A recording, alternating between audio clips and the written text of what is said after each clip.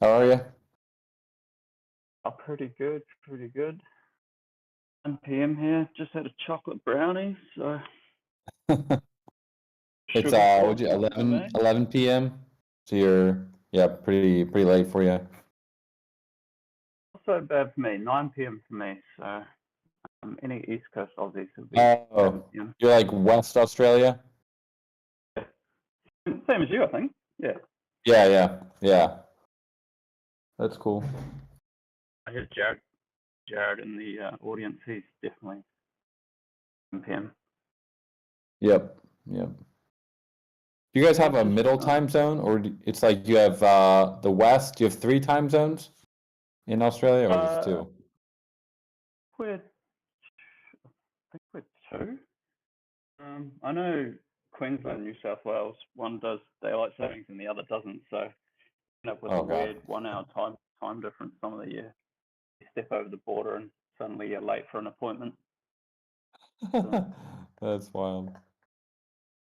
So it's 9 for you, and then, but for Jared, is it on like the east side? Is it 11 p.m. or 10 p.m.? pretty sure it's 11. So there's got to be like a middle time zone, right? Like a 10 p.m. Adelaide. Let's have a look at Adelaide. Adelaide time in Somewhere Northern in the Territory. outback, maybe. Around Uluru. Here you go. 11:30 in Adelaide. What? Oh God, yeah, a half time zone. Yeah, Oh my God. those are weird. Even more confusing.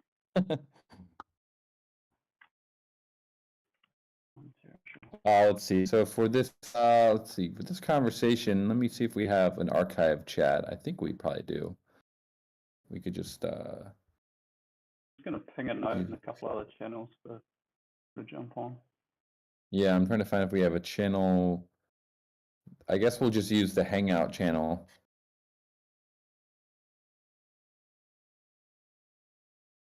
Jared says it's midnight. All right, so wow, that's like 3 hours. So you guys got four time zones, 9, 10, 11, and 12. Pretty big. Yeah, so we'll use the weekly Hangout channel, I guess, for any chat here. There's no real need to make a new channel. Or, you know, you can keep any thoughts in the traits balance thread if you'd prefer, but probably easiest just to stick to the Hangout.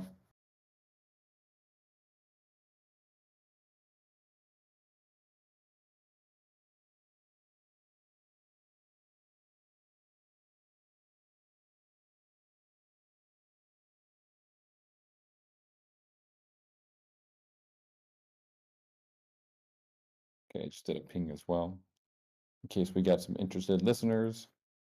So, anyone else from the thread planning to come in here and throw their thoughts around?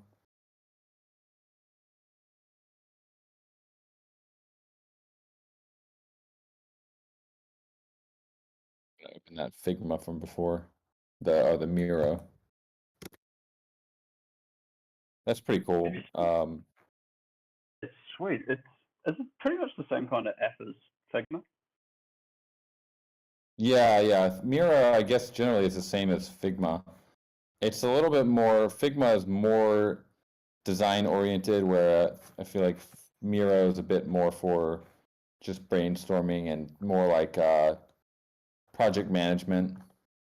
We use a lot of Figma in Pixelcraft, but I think Figma came out a little bit before Miro, so we just use that, and it has a few more.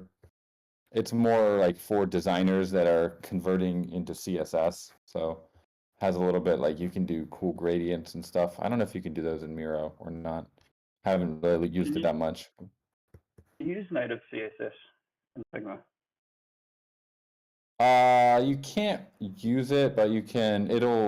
They have like a whole tab where once you create something, it'll convert it to CSS. Although we don't really use that very much. It's not that helpful because it doesn't really generate that great of CSS. Okay. But you can do gradients. That's one thing you can do. You can do. I feel like it has more font options, but I don't know that much about Miro, so might be wrong. But so let me post that in case anyone wants to follow along here. And can we just give the password? It's Alchemica, I believe, right? Or is there no password on it right now? I'm not sure. Looking handsome might have taken it off, but yeah, Alchemical was the last one. Okay.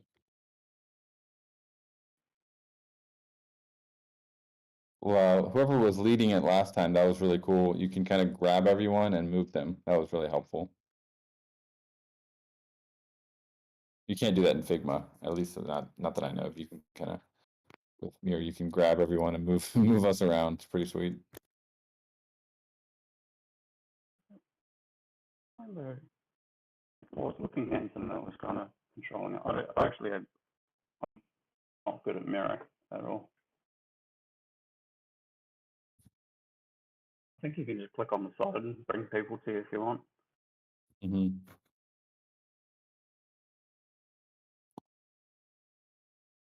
You at the moment, Yeah, how do I follow you? I'm just gonna follow you, so whatever you do, it's just gonna move me around, I think. Yeah, okay. Let's see if this works. Bring everyone to me. Can I click that? I'm not allowed to do this.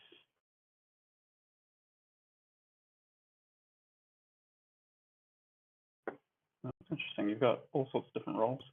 Visiting Pioneer, visiting Sculptor, visiting Visionary. Yeah.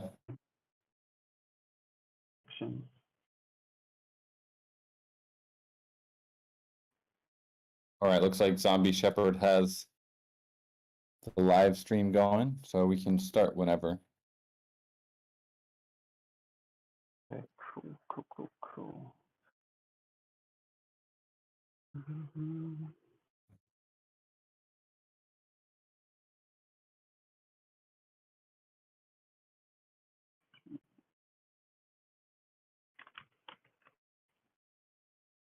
Okay, guess sure where a good spot to start would be. I guess we could Yeah, just, maybe we can go over, kind of finalize what was the final thoughts from last week.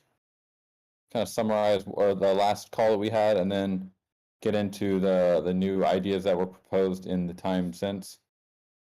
okay. Do you want to pull up? Should we go through those polls? Just have a look at those polls.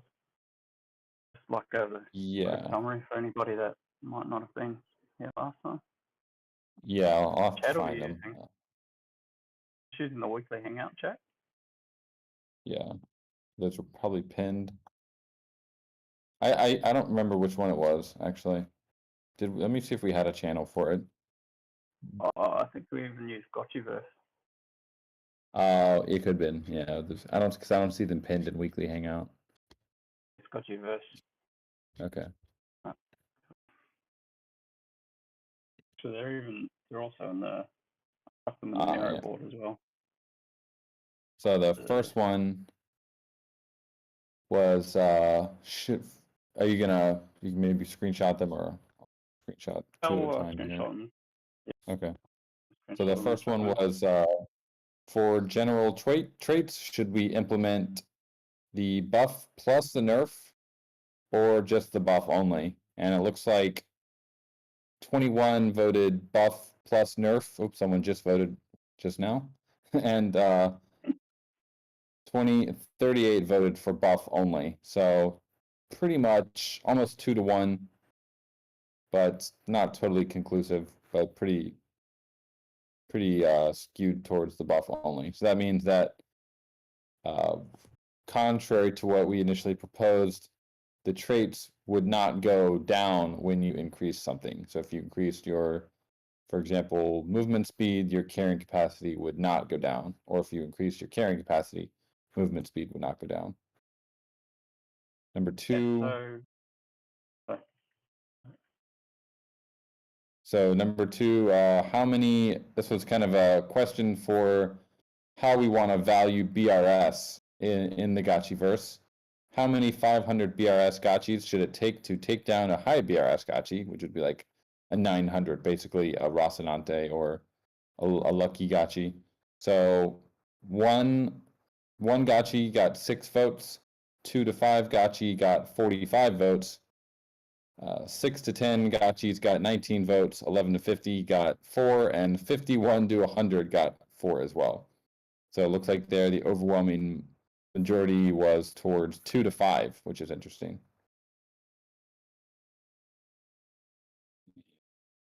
Poll 3. Should movement speed be left as a core trait or only augmentable by stamina boosting and equipping wearables? So 17 said yes, keep it as a core trait, and 32 said no, replace it. So not quite 2 to 1, but almost. Poll 4, should BRS be used for carrying capacity instead of health points? 33 said yes, 22 said no. Poll 5, should brain be used for melee and ranged max damage? 10 said yes, it is perfect. 42 said maybe, but let's explore other options.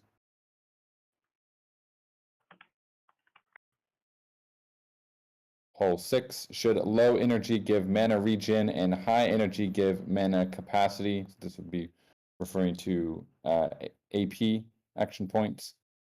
42 said yes, and 12 said nah. And this was more for the gameplay. Poll 7, should we have diagonal movement in the game? 60 said yes, 7 said nah, and 8 said 1,000. So that was all the polls that we did last time.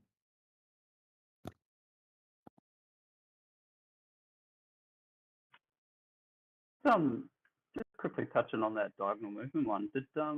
What did the devs think about that? Did they think it was be straightforward to implement, or? Yeah, we did talk about it a little bit. It's not in the current spec for the first release, just because we had to cut a lot of things that we were trying to do to get it to March 31st. But I think it shouldn't be too difficult to implement. I didn't really see much pushback on that. Okay, that's cool.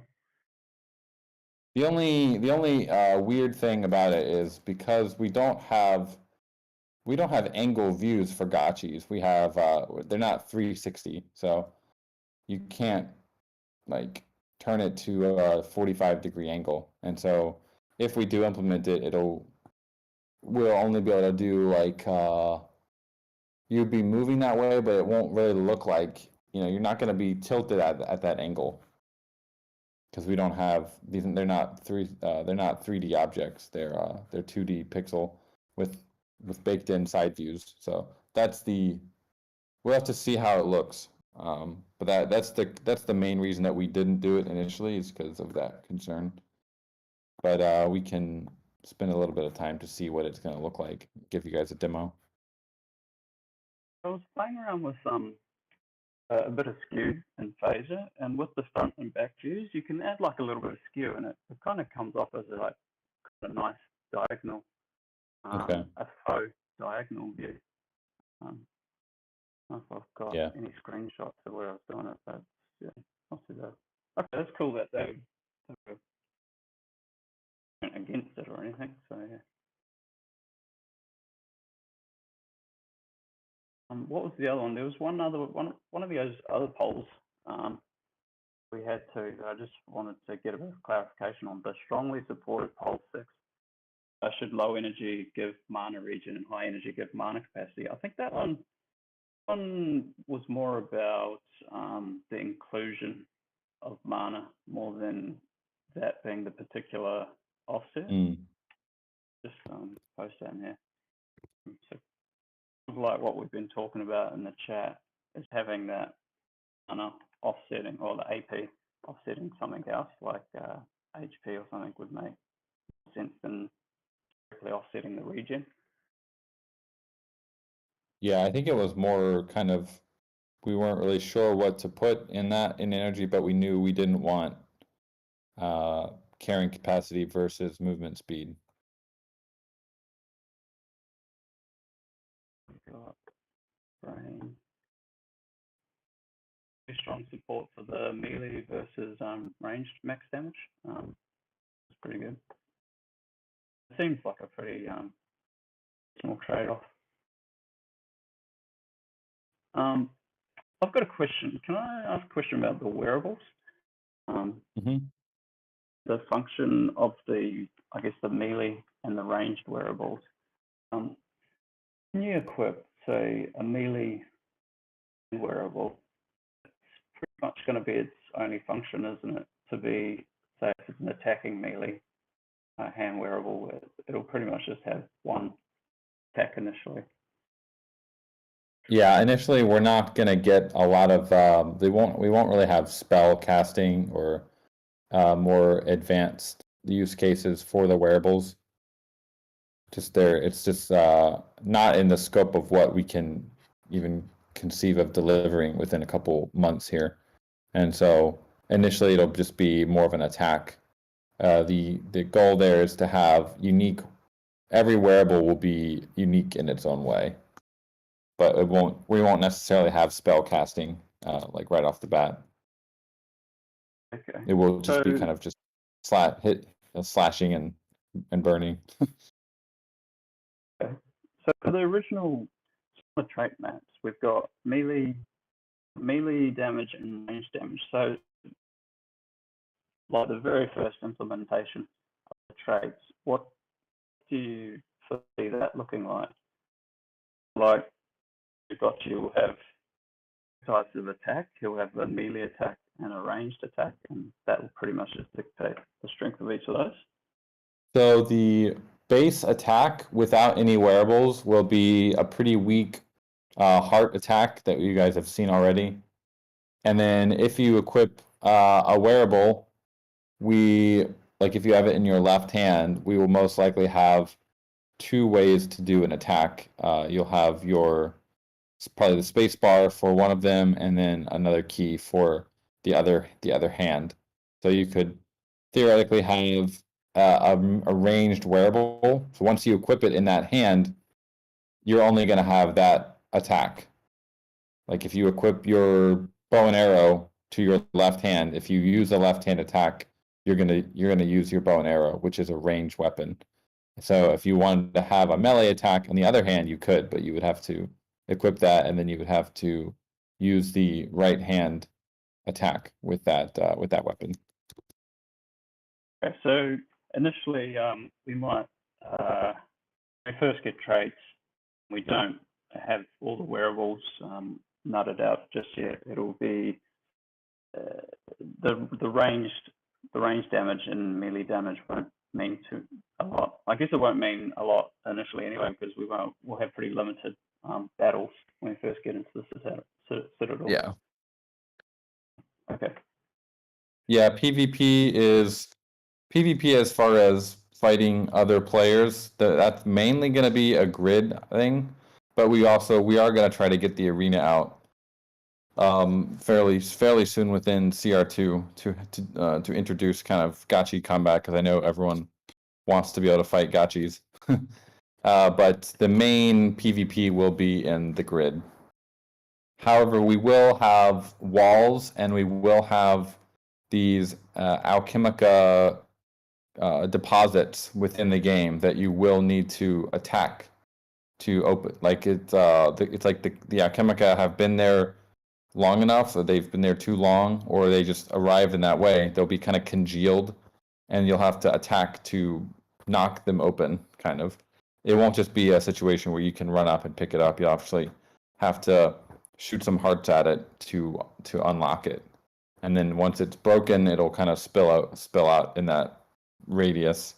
So that'll be another use case for wearable weapons within CR2, the April release. because something I've been thinking about, just in terms of ranged damage and melee damages, thinking more about it in terms of ranged power and range and melee power. Mhm. We do start getting to the details of wearables. You might have a juice box, which is a melee healing item. So you've got good melee power. You might have the ability to heal. So you might run up to a Gotchi and hit him with a juice box, and he like a good Yeah. boost. Yep. I'm just thinking in terms of like the damage and melee damage might apply to other, I guess, wearables, like as a really general trait for wearables. Yeah, I think that's yeah. So calling it, You guys go. yeah, like so calling it damage might not be the right word for it. If we do, I think it's very plausible. We could have healing ranged, or potentially you could have healing melee attacks, I guess. I don't really, seems kind of weird to have that, but for sure you could have like healing ranged attacks. I was thinking like, if you've got like a potion, well, not so much a potion or a wearable that might revive someone, like Gemstone Ring, you have to get right up to them to revive them or something. Just kind of thinking of a way to, because we've got this trade-off between melee and ranged items, like a general way of classifying all these hand wearables as either ranged or melee. Yeah. Well, we are working on that this month. We'll plan to put that out by the end of this month. And so once that is it's kind of the first draft at this point, but it'll have a lot of thinking in it, and I'm sure we can have like a full wearables discussion after that's out. If it affects the traits as well, we might end up having traits call 3, but I think they can be, I'm fairly confident they can be kind of separated into the traits, and then we can have separate conversations on the wearables. Okay, cool. Cool. Looking forward to it.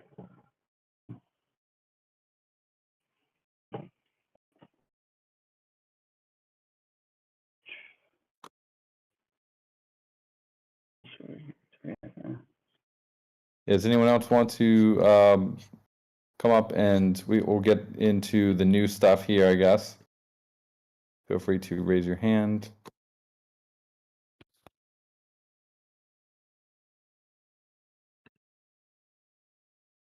Andy just asked a question in chat, so there'll be no basic melee attack.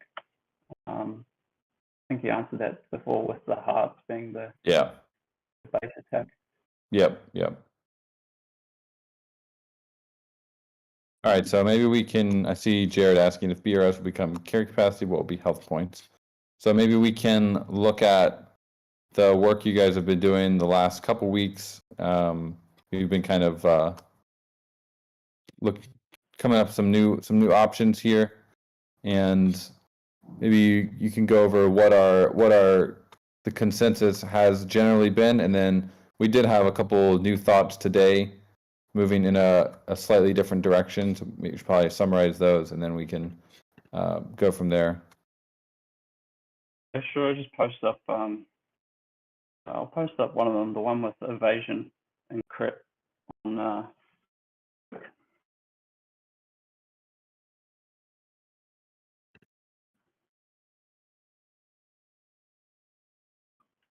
Are these the ones you're talking about?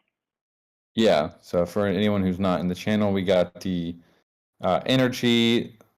The idea is it could be low side would increase your health points capacity, so you'd have more health points as your energy goes down, and as your energy goes up, you would have more action points. And so health points are going to be used primarily for obviously getting hit. If you get hit, and you lose your health points, your Gachi will kind of respawn, and it's gonna drop if it has any Alchemica in its pocket. It will drop them. So obviously you don't want to die. If you die in the Gotchiverse, you die in real life. and and action points. This was we went over this in chapter 3. The action points will primarily be used for attacking. So if you attack with a wearable equipped, and even the heart, I believe, will also consume a small amount of action points. And so attacking, like if the more powerful weapon you have, it'll consume more action points. And if we eventually do add spells, those spells would also consume action points. And the action points will have a basic regen rate, which can also be augmented by wearables. And you can also, there'll be potions and things that you can drink as well. Action points will also be used for teleportation. So teleporting is obviously it's something that is very powerful and can be very broken if it's too easy to do. So we'll have a fairly high requirement of action points to be able to teleport. And so that would be if you're for health points, the other thing I didn't mention was when you are running, if you're walking around, you want to move faster, you'll also be able to hold down shift, and while you're walking, you'll start running. You'll start basically sprinting, and that will slowly use your health points as well. And so the trade-off here would be you have more health, and you can run faster for longer, but the trade-off would be you won't be able to attack as much, you would have to do fewer attacks with very powerful weapons, and also your teleportation might take a hit if you try to teleport too far, too fast. So you might need to rely more on potions or wearables that would augment that. That's kind of the trade-off that you'd be facing with that pair. Maybe we can start there and just see if there's any thoughts or discussions on that trait. Sure. Yeah, and this one pretty much came out of the general consensus that movement speed could be a quality of life issue if it was something that we attached directly to traits. So that's kind of why we've still got the HP capacity, and it's nice that we've still got teleport. Like that teleport, it's a nice balance. Keep your Gotchi mobile, whichever end of the energy spectrum it sits on. Yeah. I'm curious to see if people think that's potentially lopsided or hard to balance. It's definitely two extremes. So how I would see it would play out would be you could definitely be more mobile around the world. You could kind of jump around a little bit more often, but once you actually arrive at your destination, you might see these zoomers zooming around you with high health points who are able to sprint for longer than you. And so what you'd want to do if you're a high AP Gachi, you would want to have some health potions that or some wearables that would augment your health capacity or your HP regen to kind of offset that. And if you get too low, you could always chug a few health potions. That would be kind of the way to offset that. Interesting too. The high AP teleport's an interesting ability. So the high AP capacity Gotchi is your squishier Gachis, low HP. So I guess they'll be very defensive. Not defensive. They'll be backliners. Plus they'll be hit and run experts. I guess these high energy Gotchis come and dish out massive damage and then potentially teleport away from the battle. That's one way the high AP capacity Gotchis might be used. High HP capacity Gotchis might be more during in battle, and then AP capacity might be more of a burst Gotchi. I guess that depends if teleportation is something you can do in and out of battle.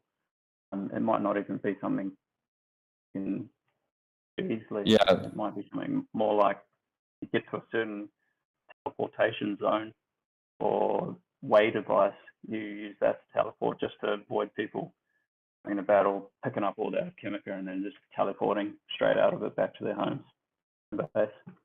Yeah, so there are a couple limitations that we have envisioned for teleporting. Number one would be you can't obviously just teleport anywhere on the map. There'd be certain locations that are public teleportation spots, and then you would also have, like, you could go back to the Great Portal whenever you wanted. And the other would be, if you own a parcel, you could teleport to that parcel, and if that parcel has the teleporting installation on it, it would reduce the cost that it would take you to teleport to it. That's kind of the current thinking that we have on it right now. And also, you could also teleport to a guild lodge that you're a part of. Those are kind of the main areas that you could teleport. And it won't be an instant thing. It'll probably take a few seconds, and during those few seconds, you would be able to sustain damage. Because otherwise, it'd be very unfair if you're surrounded by liquidators and you're like, all right, guys, peace out, and you just peace out. So I would say it should take at least 3 seconds. Your Gachi can't do anything in that time. It's just kind of like, and then it teleports away. That's very Warcraft 3 trying to in a town hall portal. Yeah, well, it's the staff of teleportation. It's because the town portal makes you invulnerable. So this one would be the staff of teleportation, basically, where you can still get hit if you're using it. But still vulnerable. No, that's good. That'd be a great deterrent for people trying to snipe and then disappear. Yeah. Bomb. It's cool. So yeah, I hope that answers your question there, Jared. It's more for long distances. It's not like a blink kind of ability. I mean, maybe we could introduce a blink with an item or something later, or as a certain ability, or it could be some. I don't envision us introducing that early on in the game, like a blink kind of thing where you can teleport small distances. Just a general comment. Sorry. No, I was just gonna say that basically covers the energy. Yeah. Yeah, just another reason I really like the HP versus AP capacity trade-off is a new player jumping into the game picks a random Gotchi, and they can very clearly see, just based on that first trait, what kind of player they're going to be. Are they going to be something that's more physical, more in your face, or are they going to be something that's better suited as like a support or stylized character? Yeah. Hey, Phantasma, how are you, man? Hey, morning, everybody. Phantasma, thanks. How's it going? Good. To get on this topic, you guys were speaking this morning on energy. It should be region of HP and AP versus total capacity. I think I lean towards that as well. Yeah, so we're kind of going over the current version that was proposed a couple days ago, and then we can get into any of the newer ideas a little. Let's go through all 4 of them first, and then we can start moving kind of up to the latest kind of last couple days, different ideas. Cool. So yeah, initially currently the final kind of consensus of the thread here was that we liked AP and HP capacity being linked to energy. But yeah, I think there is a case that it's too much, but we'll get into that in a second here. So, is there any other discussion on that idea of energy for AP versus HP?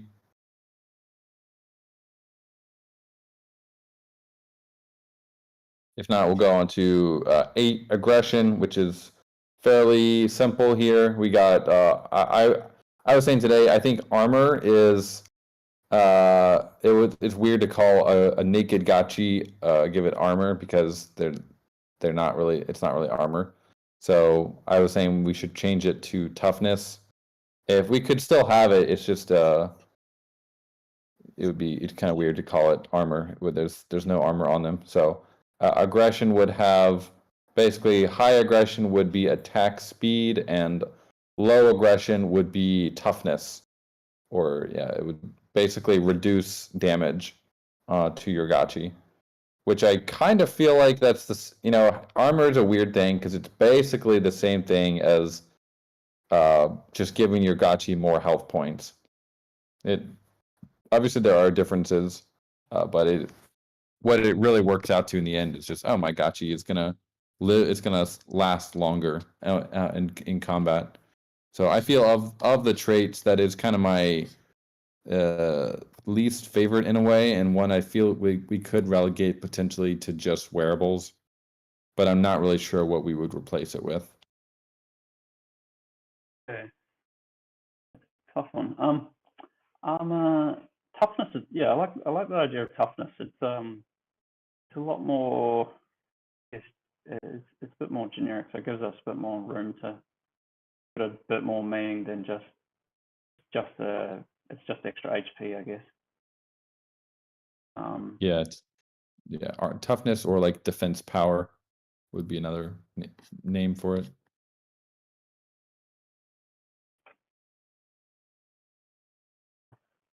Not too much discussion on that. So maybe we'll just go to Spook. So spookiness, the current trade-off there would be low spookiness would be kind of your evasion. So you would be able to evade attacks a little bit easier.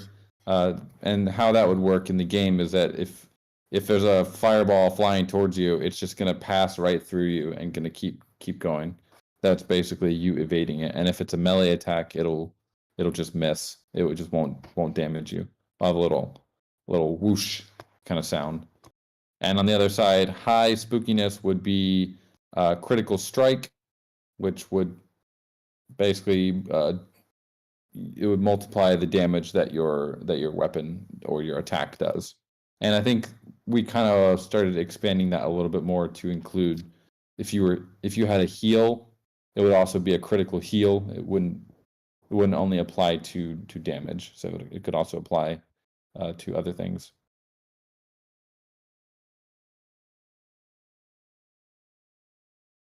And the final one here, we'll just run through them, is brain. So we have on the left, low brain is more melee power and high brain is more ranged power. So are you a melee or ranged unit?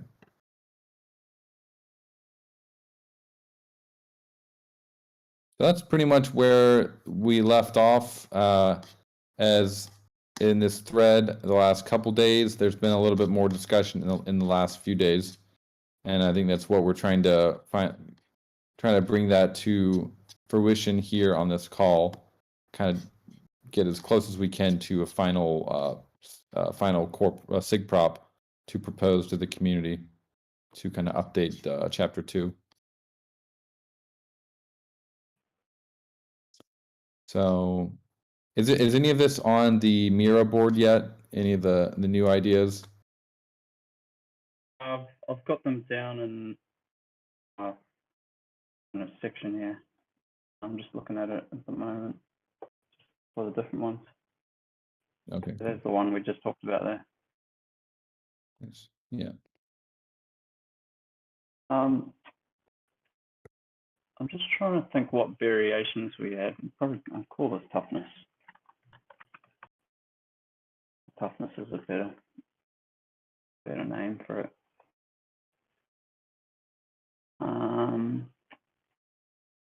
It's just the same. Yeah. So Phantasma was saying, he brought out the first one that we probably started rediscussing and opening for discussion would be, so energy, it could be a bit jarring. You say it's like it would be cool for new players to come in and see, oh, I have like this big HP versus big AP. It could be a little bit jarring, where you're like, wow, what's going on? Why do I have so much HP? And so we could almost do the same. And the other thing is, from a practical standpoint, basically what you're doing, if you do AP capacity, you're essentially telling that Gachi, you're saying this Gachi can use more powerful items because it has a higher AP capacity just by default. The action points are, say that every Gachi starts off with 100, and you have your Gachi has been spec'd towards higher action point capacity. Maybe it has 150 or 200, and it costs 50 points or 75 points to swing a godlike item. And obviously, one thing we should say about this is that these are the core traits for, we're kind of thinking here of a level 1 Gachi. Okay, we're not even talking about the different stat points that you'll be able to apply to your Gachi as you level up.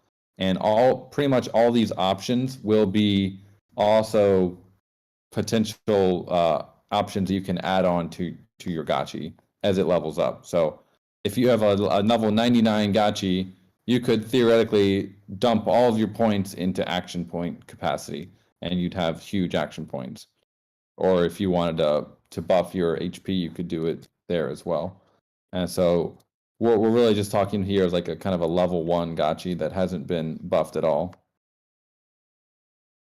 Yeah, so you enter the game for the very first time, and you've got like, you've just got like a loose outline of what Gotchi favors initially. And if you really want, if you have something that's just all HP, and like you say, you want to make him a godlike swinging monster, you can just crank up the AP as he levels up. So nice. Yep, that's right. Yeah. So you could either balance it out, or you can make it more extreme as it levels up. It's similar to just picking like a warrior versus a mage versus an archer kind of, and then they're not always. You can then change and upgrade that tech tree as it levels up. Yeah. So I guess my concern would be a little bit that we're essentially telling high AP Gachis that they can teleport more, and they could potentially wield stronger items just from the very beginning than a lower HP Gachi on the left side with the lower. They would have lower AP, but they would have higher HP. So that's my main concern, and but it kind of relates back to the point we were talking about today, which is Spook potentially combining evasion and critical hits and basically anything RNG related, and creating a new trait called Luck, which would then free up one slot here in Spook, and would allow us to have, potentially we could take HP regen and AP regen, put them both into one side of spookiness, and on the other side of spookiness we would have the luck trait, which would kind of just be someone was calling it like the degen trait. If you want to have a wilder experience, go with your high luck Gachi, because you're going to have more critical strikes, you're going to have more evasion, and it would be very wearable dependent. So your wearable, for example, would say, okay, this wearable is critical strike enabled. It has a chance of getting a critical strike, and your luck would then increase that. Or it's if it's a piece of armor, it might have some evasion built into it, and then your luck would basically augment that percentage. That's cool, because I really like that, because it's so weird to be wearing and having evasion. It makes a lot of sense if you combine like leather tunic. You say the leather tunic has an evasion stat, and the luck will dictate how powerful that leather tunic's evasion stat is. Cool. That's again that's making the traits just a little bit more generic, a little bit easier to work with. Yeah, so things like the wall knockback would be influenced by your luck. If you had higher luck, you would be able to get through those walls a little bit easier. You'd have less knockback. So yeah, it's got a nice physical feel to it as well. Like the correlation to Spook, you're like really scary. You're like Aavegotchi, that's like high Spook, very scary. Just lucky. Yeah, you're lucky to be scary, I guess. Yeah, it feels a little bit spooky. I could go, I guess, either way on it, but yeah, probably it would make sense from the lore perspective to have high Spook as the luck, the wild card, the Gotchi trait, and the more corporeal feel for low Spook, the regen. Yeah, regen versus degen. Yeah. I really like it. Yeah. It just rolls off the tongue really nice.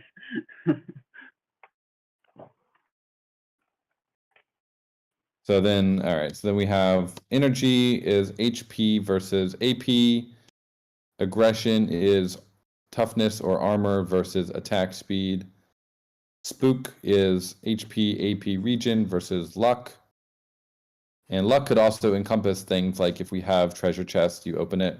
One of my favorite parts of Diablo was that what do you call it when you like equip all the item finding items, and you have like it increases your RNG drop of rare items. That was so much fun. And then brain is melee versus range power. Interesting. Like it's interesting to see if people think is more OP, if HP, AP, regen is more powerful than luck. But yeah, they can both be pretty powerful. So I guess the trick would be making luck something that could be, it would give you a base amount even if you don't have wearables equipped. So if you're just a naked Gotchi, you would want to have some luck as well that would be influencing things. Like you would have a little bit of evasion, a little bit of a critical strike, basically a base rate, and then those could be augmented more by wearables. But if it was only based on wearables, then it would be definitely underpowered compared to HP, AP regen. It's kind of the whole thing with these core traits as well. They're like, when it comes down to it, they're not going to, just the way I think of it is that they're not going to matter as much as when you start leveling up and when you start equipping wearable items. Initially, it's just a loose outline of what your Gotchi favors. For example, like HP capacity, I'd see the range being 450 to 600 rather than the range being 200 to 600. Same with AP capacity. Maybe it'll go from 200 to 350 and not necessarily 100 to 500 AP capacity. Yeah. I guess that's the other thing just to keep in mind is that these stats might not necessarily be that overpowered when you take into consideration the wearables. I just think the wearables are going to be what really you're going to spend a lot of time balancing. I like the idea of a high luck Gotchi, having high crit, but then coming up against another high luck Gotchi, so then that high luck kind of counters it because it has a high chance of evasion or eliminating a critical strike. So it's kind of like like luck versus luck, in Gotchi versus Gotchi. And then you have a treasure box hunt as well. Yeah. And who picks the best items? Yeah.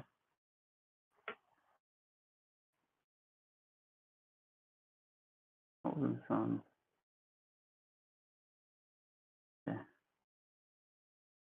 Just checking the comments here.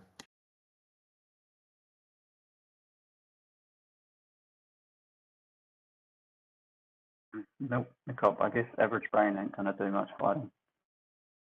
Brain, what's average brain? Oh, smack bang in the middle of melee power and range power.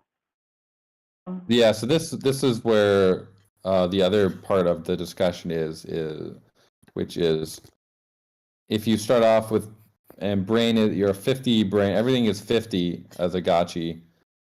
We seem to decide that we're okay as a community basically having those be the kind of the weakest Gachis in the game, and at least initially, because they have the lowest BRS. So that was why we initially had kind of the curves, the buff versus nerf curve to prevent or at least minimize that. But there does seem to be an inclination to make those low BRS also correlates to kind of a weak Gachi in the Gotchiverse.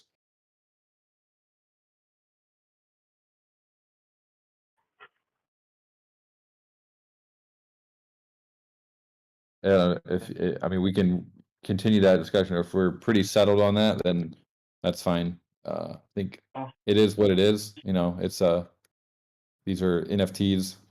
They have the market kind of exists around them. We don't want to upset market expectations or go against what has already been established. So it makes sense to do that. Yeah, and I like. Sorry, go ahead. You go for it. You go for it. I was just gonna say I like the way of looking at it as the naked low BRS Gotchi is not necessarily weak, but it is the starting point. You know, like the neutral point. So it will be designed not so that a 600 BRS Gotchi is standard and a 400 BRS Gotchi is just awfully weak and unpleasant to play, but more like that 400 BRS Gotchi is pretty much the base, the base experience that it's still can accomplish things. It can still fight, it can still farm, etc. But then as you increase the BRS through wearables, etc., then you're buffing from there. So then that way, even as a marketing point, we're not telling people, yeah, if you can only afford this Gotchi, it's pretty weak. It's more like, this is your starting experience, but of course, you can upgrade from there, buff it from that starting point, which is decent. I think that I'm always a proponent of high BRS and the economy making sense, but I do think it's important that people don't feel like, oh, this is a weak Gotchi. It should just be like this is a starting point Gotchi. This is a base level Gotchi, and I can upgrade it or equip it from here. Yeah, this is your Ford. This is your Toyota, your Kia versus your Lambo. Toyota Corolla. That's it. Reliable. It's I'm still a fan of the buff versus nerf. Mainly because it gives you a little bit more differentiation between your different archetypes. To be honest, I can get on board with both ways of doing it, having a cap at 50, because to be honest, in all 50 Aavegotchi is very rare, and you probably won't have that many completely average Gotchis. So whether or not it'll actually have that much of an impact, whether we go buff versus the buff only, I think it's something that can still be tweaked at a later date anyway. I think it's not too much it shouldn't be too difficult from a dev point of view to change the curves. So it could be very subtle, just a small nerf versus a large buff, basically, per point. It doesn't have to be 1-to-1. It could be 1-to-3 or 1-to-5. Those are definitely curves we could tune a little bit. And you can go all buff. There's things we can play around with. a really nice thing about going all buff though, what Phantasma was saying was about BRS. It's a nice, simple unit of measure you can use for new players. You can pretty much just say, look, the higher the BRS, the higher the better your Gotchi is. Yeah. Just as a starting point, it's quite handy in that regard. Well, that brings us to we do need to talk about the eyes a little bit more, but first, so carrying capacity, I believe, is what we in the poll before we were saying that BRS should be equated to carrying capacity, which is pretty interesting. Our latest idea on carrying capacity is that it won't be a hard cap, but there will be some kind of encumbrance that happens once you meet your cap. And one of the big things that we discovered, especially after guild channeling comes out, is that if we start it too high, like if every Gachi has a carrying capacity of like 10,000, no one's ever really gonna need carrying capacity, so it would just be kind of a pointless mechanic. But if it's too low and it's harder to boost it, for example, via leveling up using stat points, you're going to have a situation where if we hard cap it at, for example, 2,500 or 3,000, while these godlike wearable holders are going to be earning like 50,000 FUD with their guild channeling, and they literally wouldn't be able to carry all of their Alchemica. So it needs to be more. It seems like it needs to be more of a soft cap, and that when you reach your cap, you can still move or you can still pick up Alchemica, but you start slowing down on a curve, basically. It's going to be so funny watching 5 like Gotchis wander drunkenly off a plot. Slowly, just like way down the street. Yeah. If they're in the grid, they better watch out. Yeah, they'll be sitting ducks at that point. Farming boys.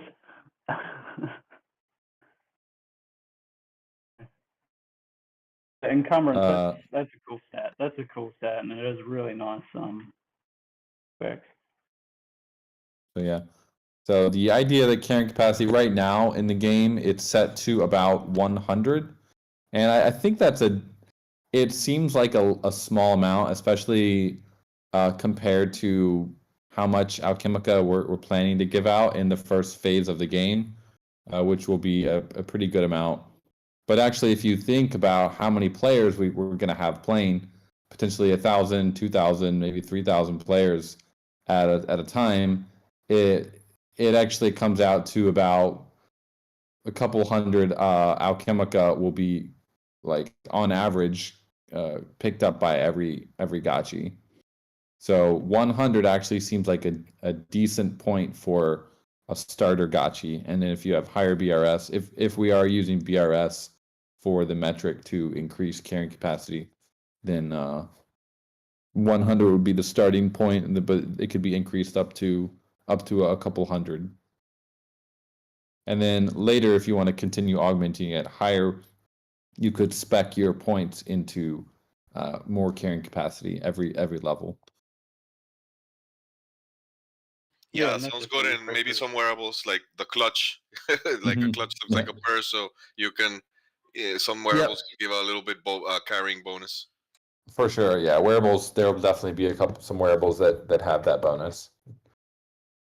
Plus, which is an interesting it's an interesting thing because especially early on, PvP won't be as important. So some of those wearables that are not necessarily PvP enabled, but they are hand wearables, it'll be interesting for those because we'll have to see what the meta emerges to become. Is it going to be if you're a farmer Gachi, you might not even need a weapon. You want to have two carrying capacity boosting wearables on both your hands. Or if you're afraid of getting mugged, you might want to have one PvP enabled one. So it'll be definitely plenty of avenue for exploration, for choice, for strategizing there. Cool. The other trait that we took out in these recommendations was speed. What were the thoughts on speed? Just Gotchi would give like a base level of speed and then just use wearables and stat boost to get your speed up. Yeah, I think it could be definitely a wearable, and then whether or not we want to add stat points to that as well, I think that could also be feasible. It just wouldn't be a core trait.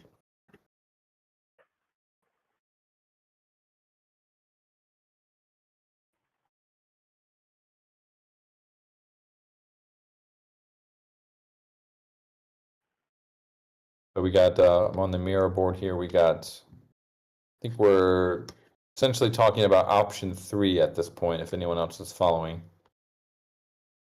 And maybe we can add carrying capacity somewhere. And we'll have a whole list of all the different traits that will be in chapter 2. I think we said it was only a couple, but we're gonna definitely expand that list. So you'll have way more points to areas to allocate those 3 points into every level that you get. And I'm sure there'll be a way to respec your Gachi if you are in a pinch and you need to change it. There'll be definitely a potion that you can consume or some way to respec that if you need to.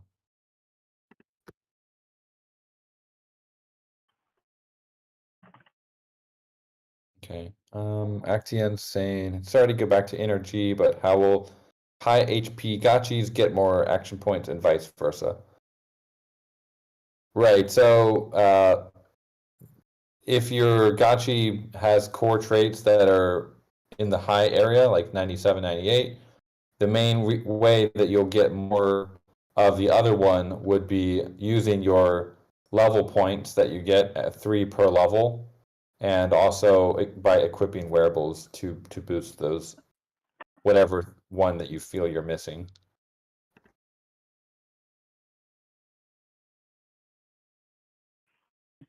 Just a question: should a level 1 low AP Gotchi be able to use the highest AP or ability at least once, or does he need to level up and earn the ability to use the most powerful AP spell, I guess, in the game?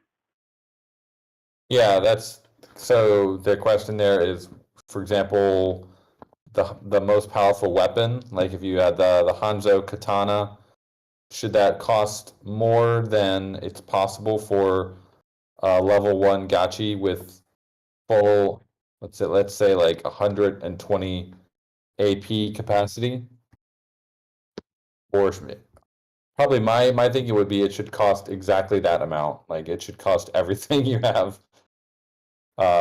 That would be one way. And the other one would be teleportation.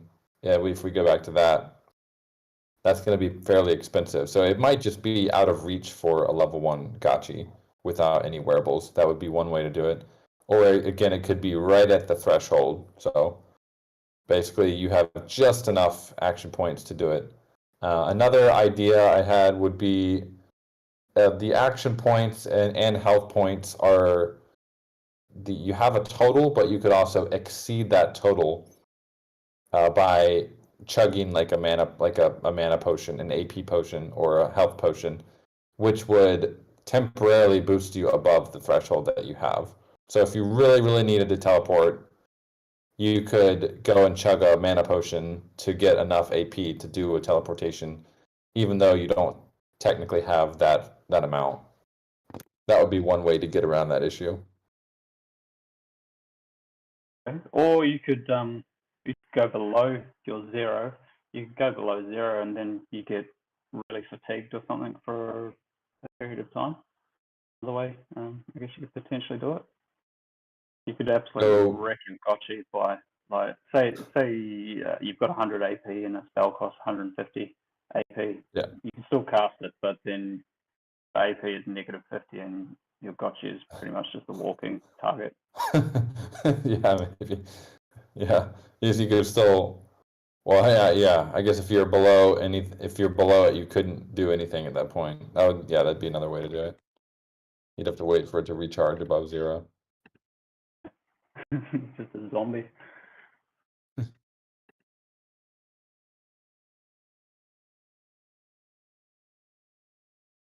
So, Actian, does that answer your question there? Let's see. Mark's saying there's might be some ranged. Yeah. So the stats on the ranged weapons or on wearables in general might be. So there might be some awkward ones that we could either redo them or leave them as is. But yeah, I think it's probably all these wearables and these things were designed without the Gotchiverse being 100% defined. So it's going to be a situation where from this point on we can make ones if we're aiming to please exactly the specs of the Gotchiverse, we could create wearables in line with that. But it's probably at this point we probably don't want to go back and change wearables that are already in the market. Yeah, you definitely can't change the core NFTs. Yeah. I think we're kind of just going to have to accept that there's going to be real awkward combinations that don't make sense, and then you know maybe if it's going in the reverse direction of what traits, maybe you just have to buff it a little bit more. Pretty so much, if you yeah. You have can always like add a special ability to a wearable that is awkward. Yeah. That might be it. If it reduces it one way, it just takes it straight back the other way. End game. Yeah, I mean, for instance, one example I know is the Portal Mage. Like you have Portal Mage sets or Gotchis that have high brain, so it's like if they're supposed to be a ranged class, but they're holding 2 axes, how are they gonna go about it? I think cases like this can be fixed by, for instance, you let the Portal Mage axe also fire a ranged attack. I'm not really sure if you guys have gone down this rabbit hole of how to address certain wearables or like the energy gun or like the pistol that is just plus ag. I think it was more of an issue with the previous thought plan mapping than right now. But yeah, there's gonna be some builds where it looks like the Gotchi is perfectly equipped for range, but then the wearables look they look like melee or vice versa. Well, so I see. Let's see. Mark brought up the katana. He said, or the katana, but your Gachi is high brain.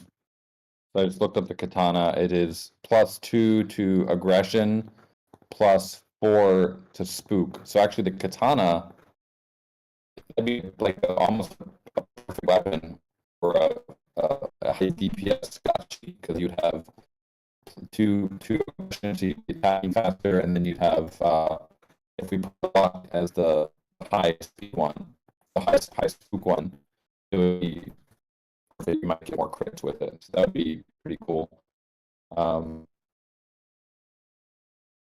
Portal Mage axe, aggression +4. So again, it's an axe. It is you can swing it faster.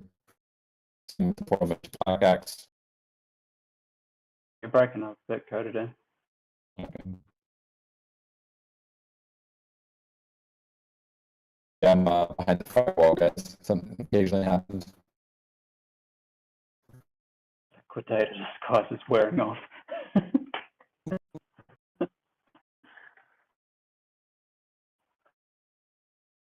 You guys can chat first. Liquidator's going through a tunnel. Can you hear me okay now, or so bad? We actually moved away from Discord for our team meetings because sometimes it'll liquidate me, but it seems like it's better now. I was just saying the Portal Mage axe doesn't seem to be an issue with those. The energy gun, your +2 energy, +3 aggression, so that seems to be fine. Spirit Sword, yes, the idea with the Spirit Sword and the Spirit, the Citadel Knight in general is that it's more protective rather than, it's not meant to give you a lot of damage. It was more to be more like a defensive set. It's a sword that actually acts like a shield, basically. Yeah, so And like same it's with, got great parry. yeah, same with like the plate shield is giving you defense. So if you're playing you're gonna want to be like a tank. Your main thing is not gonna be dealing damage, but you can, but you're more, it's like a pure tank set.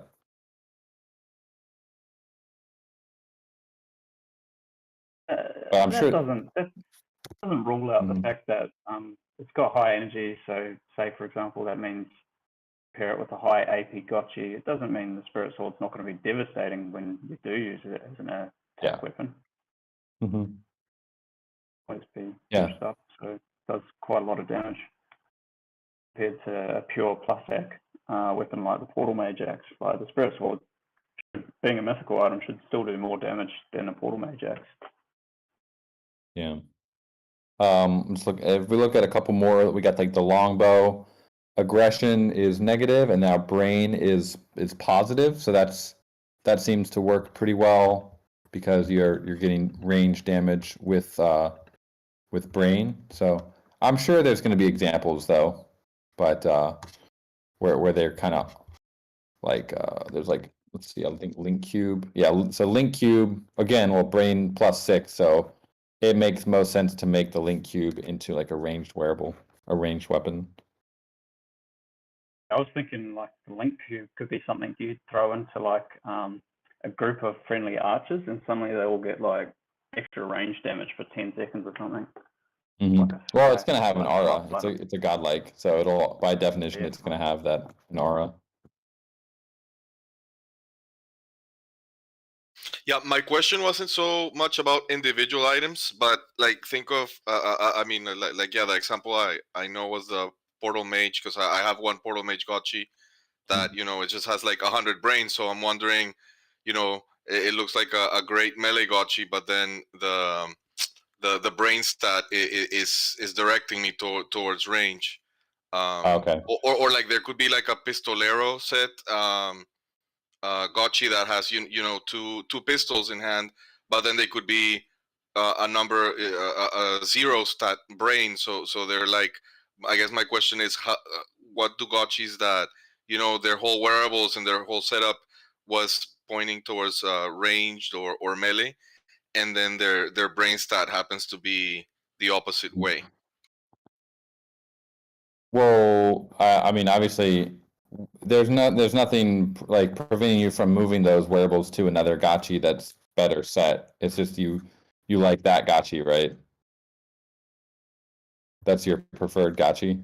Well, right, or I guess in outfitting them for BRS or for rarity farming, you can end up with you thought your Gotchi was all set and you're not gonna change it, but it's like a high brain Gotchi in melee equipment or vice versa. But then again, we couldn't, I don't know if we could introduce a secondary effect to going low brain or high brain that kind of mitigates that scenario a little bit to not pigeonhole you too much. I'm not sure. Yeah, it is one of the, now of all the different items we've gone through, it probably is the most controversial at this point because it really, yeah, it is kind of defining. Do you want to play ranged or do you want to play melee? So maybe there's a little bit of thinking we can do for that, for brain, maybe another way to address it that doesn't rely on pure only melee or only ranged.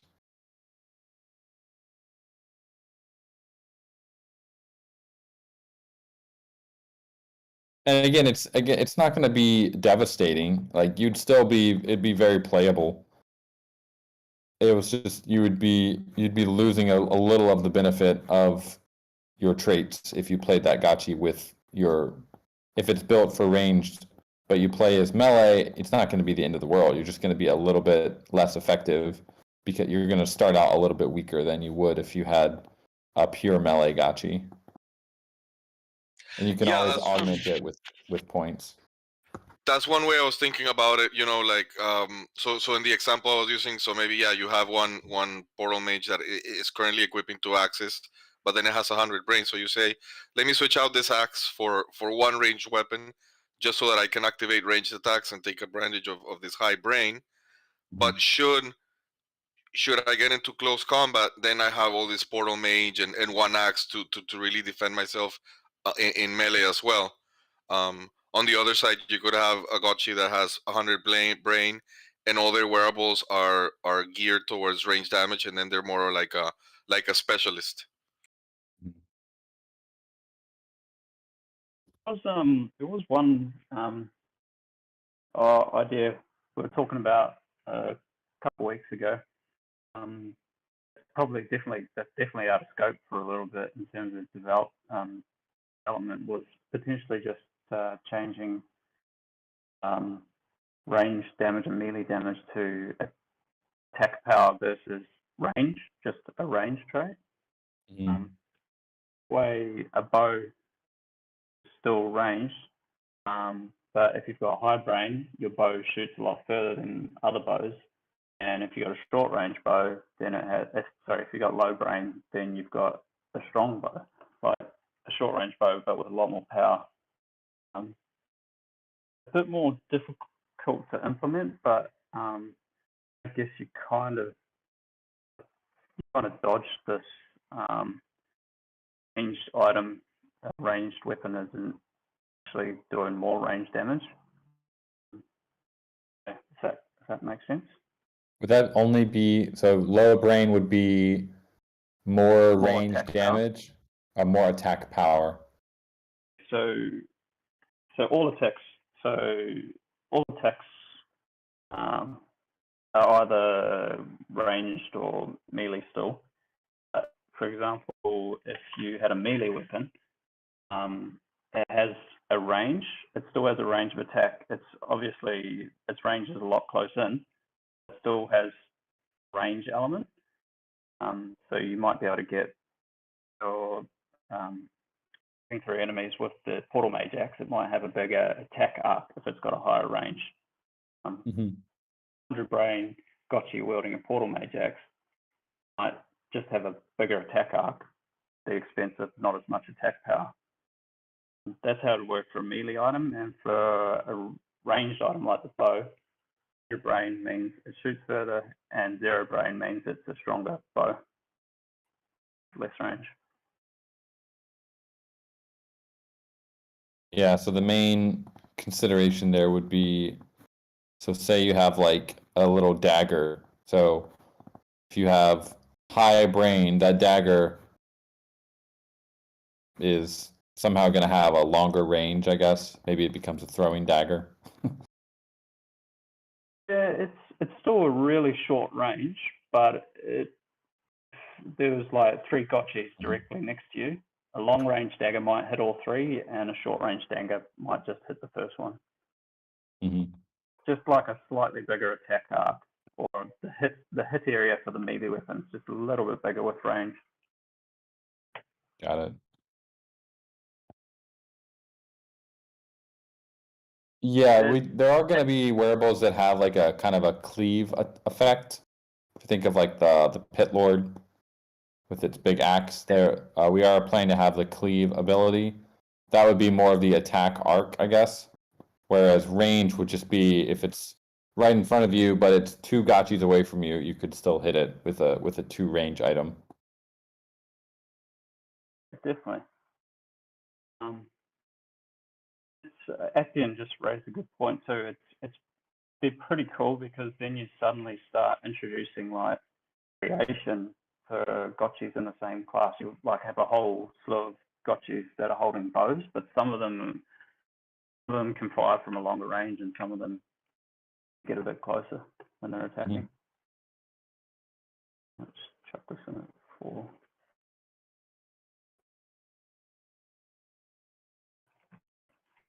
How would it work for other items too, like your grenade? Have a grenade with very low brain. Maybe it'll have a bigger splash radius when it's got really low. Oh, sorry.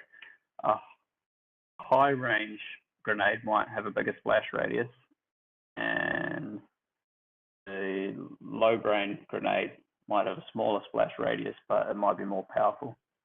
Mhm. It's a potential option for making things a little bit more generic, but definitely trickier to implement. Yeah, yeah.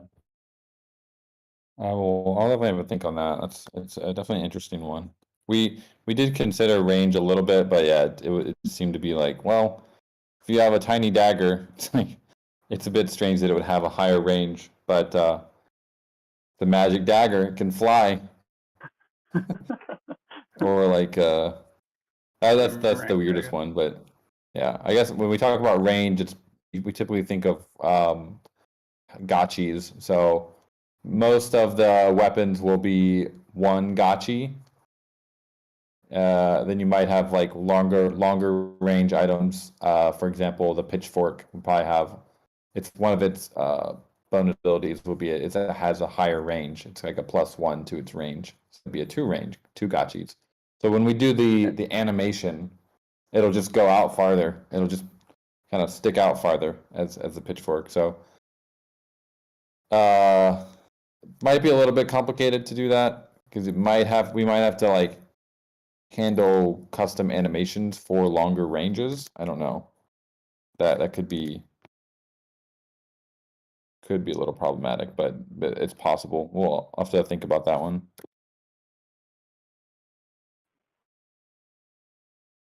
Yeah. Or maybe the whole gachi just like maybe it like lunges forward. I don't know. If you have high range but you have a melee weapon, maybe you do a little dash. You just go pew, and you can like you hit the gachi. It does a little rush and then it comes back. It kind of oscillates a little bit or something. Actually, yeah. Okay, so like a zealot rush backwards and forwards or something. Yeah. That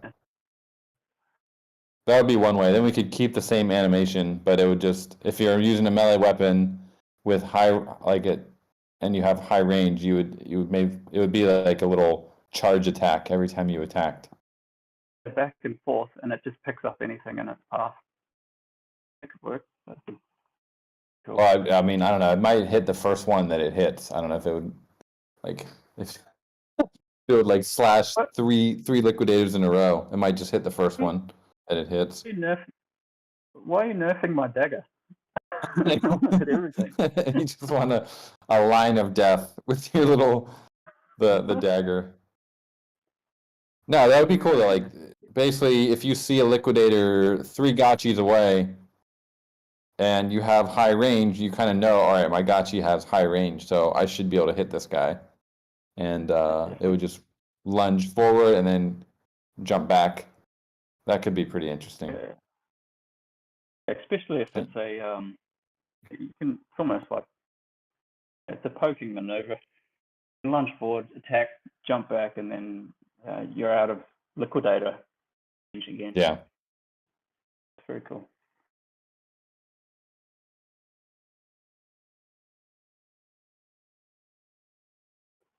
Very cool.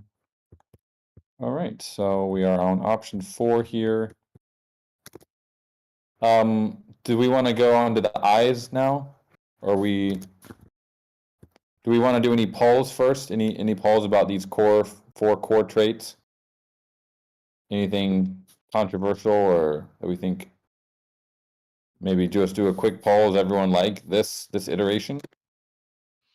We could poll if people like regen versus total capacity on energy.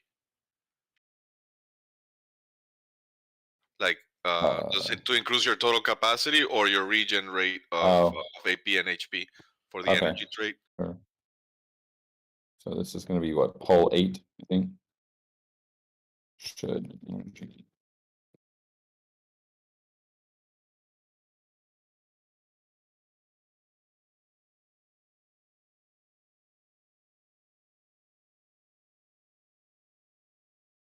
I like the idea of regen because if you're playing for a long period, you can sort of strategize how long is it gonna take me to regen, going from a point A to point B, etc. But if that mentality is of a total capacity that runs out, then you have like an ending moment, an expiration moment of, you know, at this point I'm gonna just run out and it's not gonna regen unless something drastic happens, like I switch Gotchis or I die. So I like the idea of a regen Mhm. more. Well, you can still have regen if we put it in Spook. You could really be extreme if you had high luck, and then you just wouldn't have you're still gonna have a base level of regen. It's just gonna be slower. It won't be like stopping at 0 and staying there forever. It'll just be slower than if you have points spec'd into it, into regen.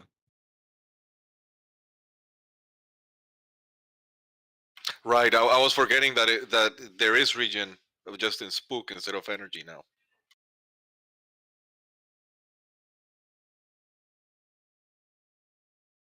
Yeah, so let's post the traits here so everyone can make a informed vote.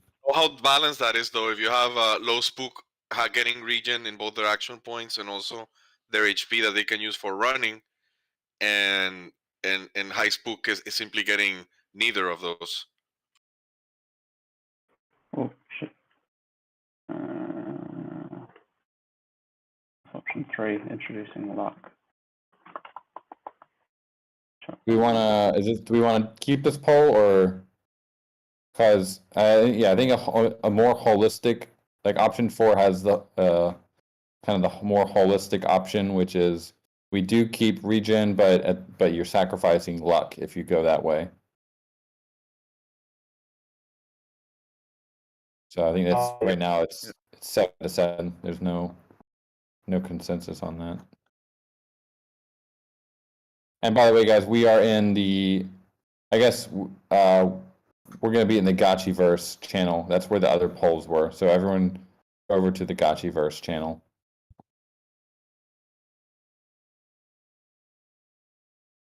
Yeah, I guess we can. I think the poll probably should just be: are we 100% happy with option 4?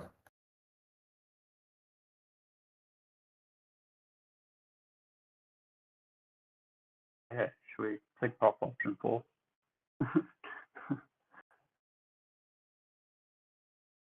Yeah, we actually made so much progress last call that in this one is just minor things that we're ironing out.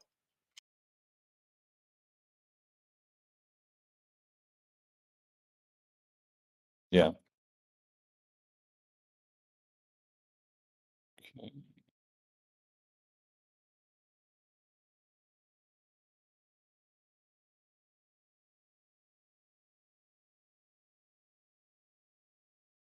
And we haven't talked about eyes yet, but we'll get to those.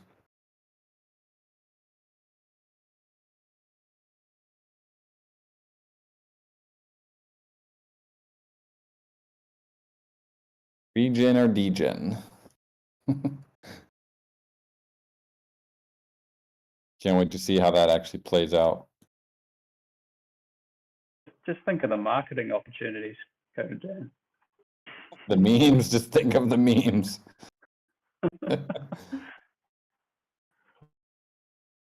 So what's that look like? That's just going to be a meme of a nun with low Spook and just high roll and casino gambler Spook. Just getting cut down by a degen with a Hanzo Katana. Just one hit kill.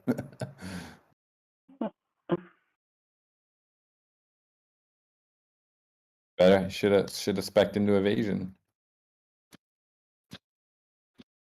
But I guess I'm a little worried. You could have a low energy, so you'd have high hit points, high armor, high HP, AP regen, and then brain doesn't really matter. Probably either high attack power or range. But that would be a pretty hard to kill Gachi, and it could run really fast because it could just be constantly. It wouldn't. It's like your perfect farmer gachi at that point because you can just run around all the time. Just You- wouldn't Yeah, really or a worry flag about him. carrier. If there's ever a kind of playstyle or battleground that you're someone's carrying a flag, that would be like the ideal gotchi. Yeah. I really like that specialist role though, because if it's a carrier Gotchi, it's going to be the Gotchi that's got all the Alchemica, and when you take it down, it is just going to explode with Alchemica everywhere else, and that's a really satisfying takedown. Yeah, and on the flip side to that gotchi, you have one with a lot of action points, attacking really fast, and a lot of crit. So Yeah, a lot of luck and range. those would be pretty nasty to run into in a fight. Yeah. That's our glass cannon right there. Does anyone be interesting? Have a look at your gachis, and maybe we can see what our gachis would be with these stats. That might be kind of interesting to get a real world perspective a little bit.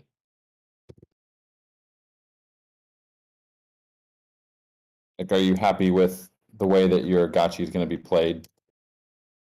Assuming you don't switch to another one.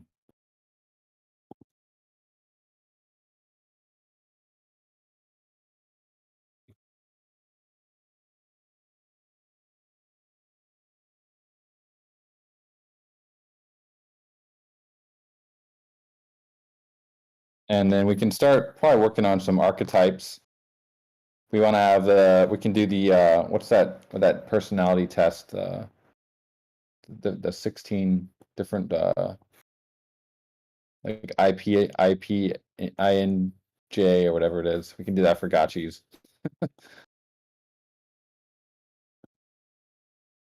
So my gachi will be high energy, kind of normal aggression. I need to respec some of my wearables, I think. High spook, low brain, and mythical low eyes, of course.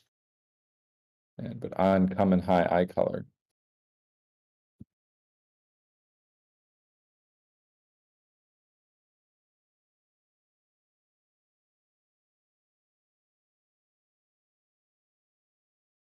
Another one would be you'd have the high HP, high attack speed, and then you'd have luck. This would be a cool gachi for running around. If we include luck as a factor in breaking open the Alchemica deposits, which would be pretty cool. You could you'd want to have that gachi kind of be the final hitter. That'd be a good gachi for just running around the map, like attacking deposits of Alchemica that are kind of lying around. Roll the RNG a little bit.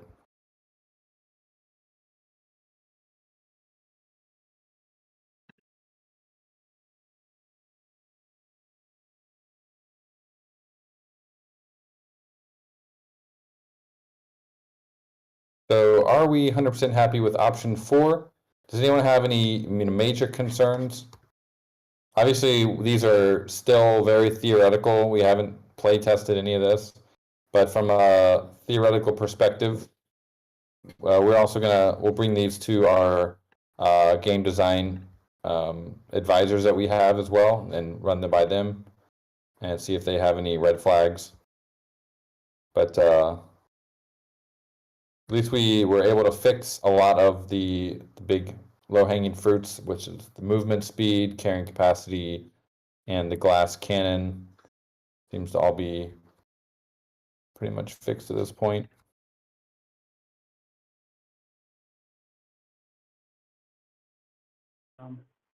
Just in that option 4, I mentioned that it should be called Toughness. I'll just update that in the Miro board. Yeah.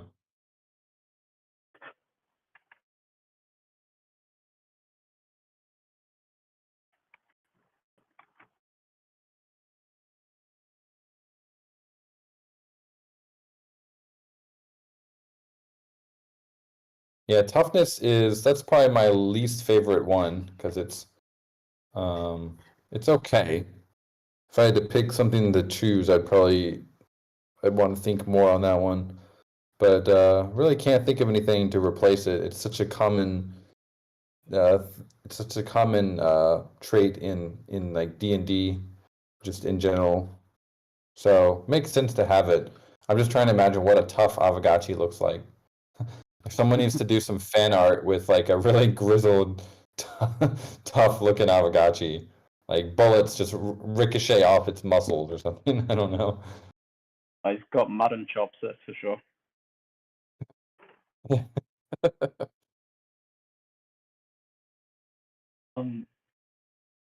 It's yeah. I have no idea what you'd replace toughness with. Low ag. What does low ag mean? Not aggressive, so yeah. Yeah, if we think about, so on the trait scale, high aggression is based, and I believe low aggression it's like pacifist, right? Yeah, that's a word. Use the name. Gotcha.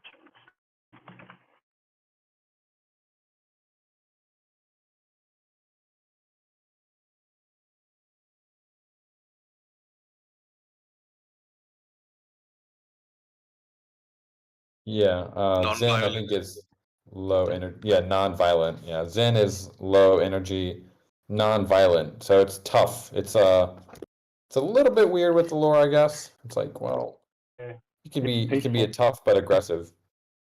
Yeah, low rare ag is peaceful. It's it kind of makes sense. It means you're just inclined to go into your shell and just defend yourself rather than outwardly Hmm. attack. Um, It certainly works with like the spirit sword. Which is kind of what we built that set around, which is the idea of like the strong defender. the peacekeepers. Yep. They're not out for blood.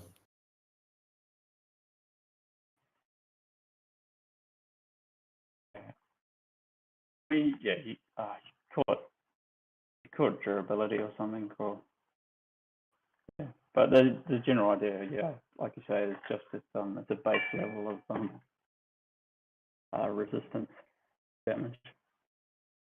Resistance to both magical and physical damage. Yeah, there's when you start thinking about armor, there's so many aspects to it. Like typically MMORPGs will have different types of attacks, and then they'll have different types of armor. Like you'll have your cloth armor, which would be pierced by arrows, which is kind of like the weakest armor. But then you'd have like this heavy plate armor, which is stronger versus certain, but mm, Okay, so it's Yeah, like like it could be shattered by blunt damage, like a blunt hammer will break plate.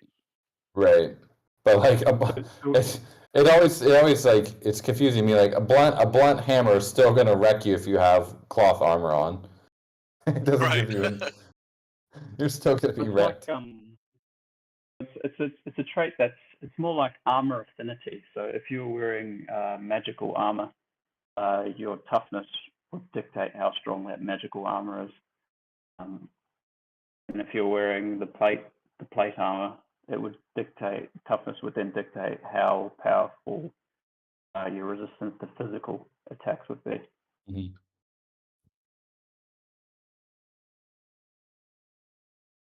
Armor affinity. Cool. Yeah, we don't toughness as is just kind of is a more of a blanket armor. It's just gonna generally reduce the amount of damage that you take, and And we got to be careful with that because if you every point of increase that you do, it starts getting exponential. Like if you go from 90% to 99%, there's actually a 10x increase in how little damage you're taking. So we can't be too wild with how much toughness we're giving out.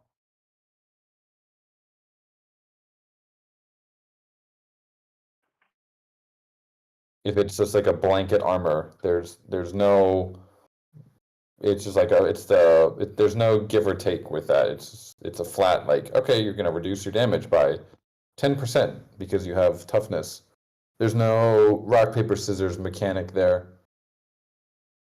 That's Yeah, my yeah. So it is. Yeah, it toughness is is like better or mitigation. affinity. Mm-hmm.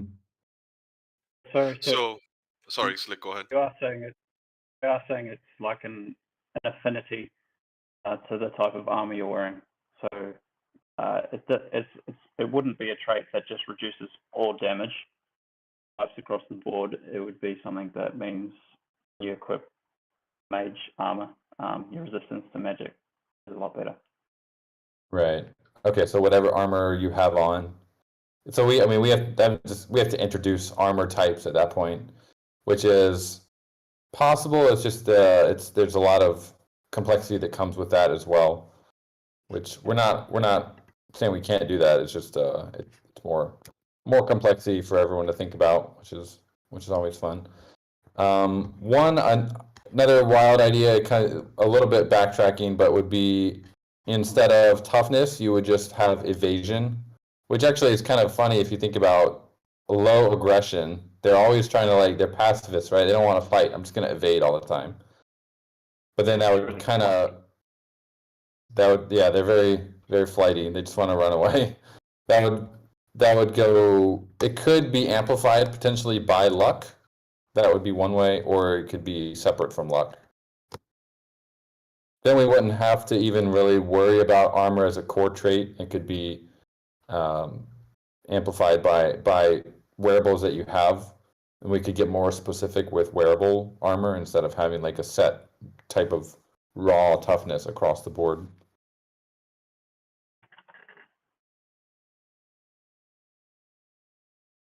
And it matches the lore a little bit better, like pacifists always running away.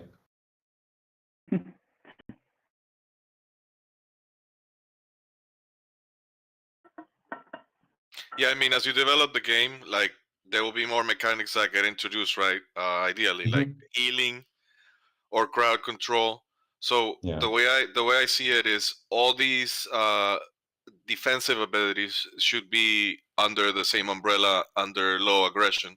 So having a broad name now, and just for now having it mean a blanket plus armor across the board could be fine. But if you keep that toughness name or mitigation or whatever, you know, then let's say you introduce a claw, you know, healers that wear a low armor, but you still want them to be low ag because if they're, you know, if they're designated this class, or if they're wearing this wearable that makes them a healer, it makes it so that the low ag then increases their healing power, or means that they use less resources to heal, etc. But it doesn't mean that they also have high armor, because then that Right. you don't want it to mean high armor plus high healing, because then it's too game breaking. But if it's if it can be a blanket trait that balances your defensiveness, then on the other hand, you could have, like in some games, there's like a sorcerer or mesmerizer types. So they don't have high armor, they have low armor, but their defensive power lies in crowd control, you know, like let me push everyone away from me, or let me put them all to sleep. So I think we should leave it open to introduce all these different defensive mechanics, and for it to not be broken down the line, they should all rely in low ag, so that you're not having different defensive schemes in different traits, and it's also on the opposite side of aggression, so that you don't have hyper defensiveness and also high attack power, but kind of have to choose between one and the other. So that's why I'm not too sold on that latest change of attack power versus range, because it's just kind of weird that looking at this, it just looks like the at option 4, it just looks like suddenly low brain is the most direct way of increasing your damage, and I'm not too convinced on that. Yeah, so So for aggression, if we didn't call it toughness, we called it defense power. That could be interpreted in different ways by different wearables down the line. Exactly. Yeah, I like that. I like defense power. It fits more of the lore. We don't have to have evasion. We can have just you're defensive. You're you're there. You're willing to fight. It's basically the Citadel knights. So if you're a mage, maybe that defense power is interpreted a little bit differently than armor. But you might have wearables that could interpret that as giving you more armor. We can get into like armor specific wearables. Right. So we map it now so that that's the only way, as far as balancing low ag is going to be your way to get these defensive wearables, abilities, etc. And but then it can be tweaked down the line by different items, or even if we get down the line to choose classes.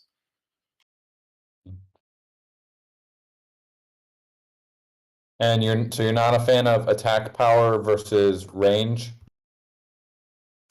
I think you could mix what we had, where low brain is melee and high brain is range attack power.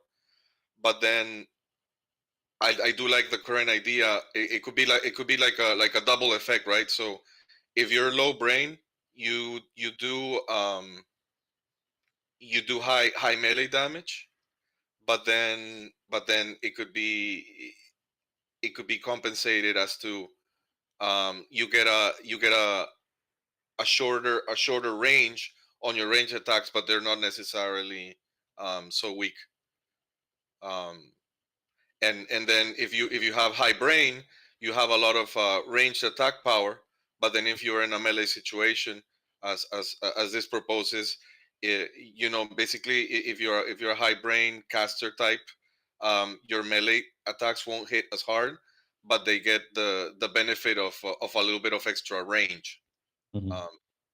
So it could be like a dual effect, but basically having both effects, the one from option 3 and option 4, kind of happening both at the same time.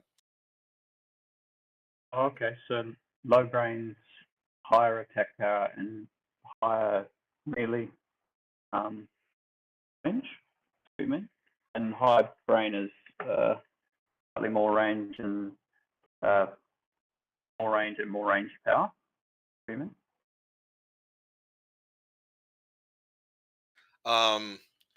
So okay, low brain is, as we had it before, is increased melee attack power, melee abilities, etc. Mm-hmm. So then, what is that doing to your range? Basically, it could be that it's also lowering your attack range as it as it uh, as it increases your attack power. So both your melee and range attacks are going to have a shorter reach, but hit harder. Right. And then So there's a little bit of a trade-off. right, and then if you have high brain, you're getting increased range and increased attack power on range specific attacks. But then there's no buffing at all to your melee attacks, so they're pretty weak. But if you're in different situations where you're in melee combat, maybe you can try kiting, staying at a certain distance from your enemy, and your melee attacks have a little bit of extra range to help in that regard. Yeah, so we'd be introducing the trade-off idea with that. I agree. I'm a little worried about a high aggression, low spook, low attack power. Basically, well, or it could be high spook, either way. But that's basically your high DPS Gachi. And I mean, I guess it is what it is, right? It would be pretty powerful, especially if it had a lot of hit points. But if it has high hit points, then it's kind of sacrificing AP, so might not be that bad. It couldn't hit as frequently. So it might yeah. I think it's fairly balanced with that. But yeah, range versus attack power, it does seem to be that probably most people would choose attack power, right? Yeah. Because range is something you fire it off. You don't know if it's going to hit anyone, but with attack power, you're pretty much guaranteed DPS. Range is like shoot and pray, especially for ranged weapons like a bow. Yeah, and the further stuff gets away, the harder it gets to hit as well. So is it range really very desirable, I guess, especially if you're a ranged weapon. Do you want to do a poll?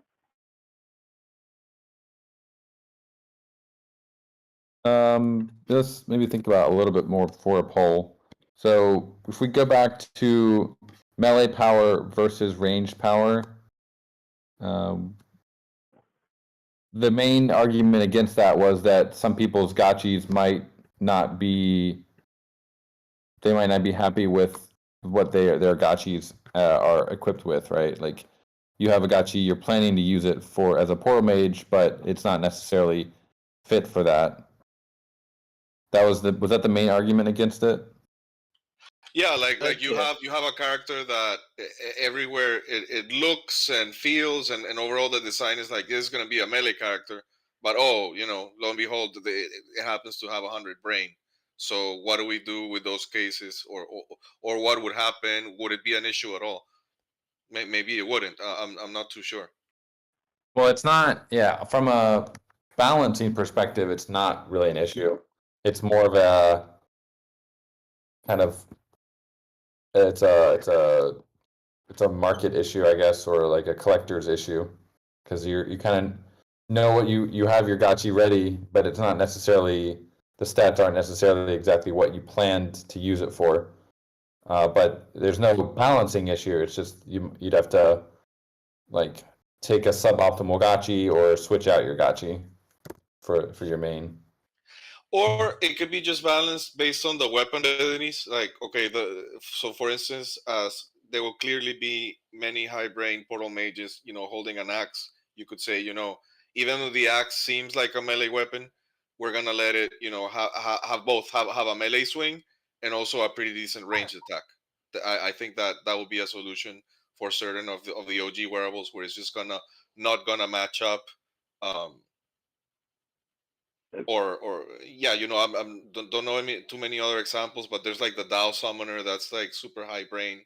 So um you could have a Dao summoner that they also want to engage in like they don't want to be gimp at melee.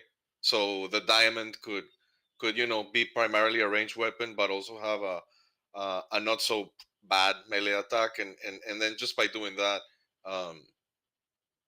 you could balance it a little bit, but like at the individual item level. um it could be to where you guys have a setup for weapons that are absolutely clearly only ranged or only melee, but then you could have weapons that, because they have hybrid stats or whatever, you decide we're gonna equip this one item with the ability to um do a range attack at 75% power and and it also has the option to do a melee attack at 50% power and sort of balance it that way. Yeah. Some Yeah, for me, it's a bit muddying the waters a little, I guess. I mean, the axe as a ranged weapon, it's like you throw that thing, you're not getting it back.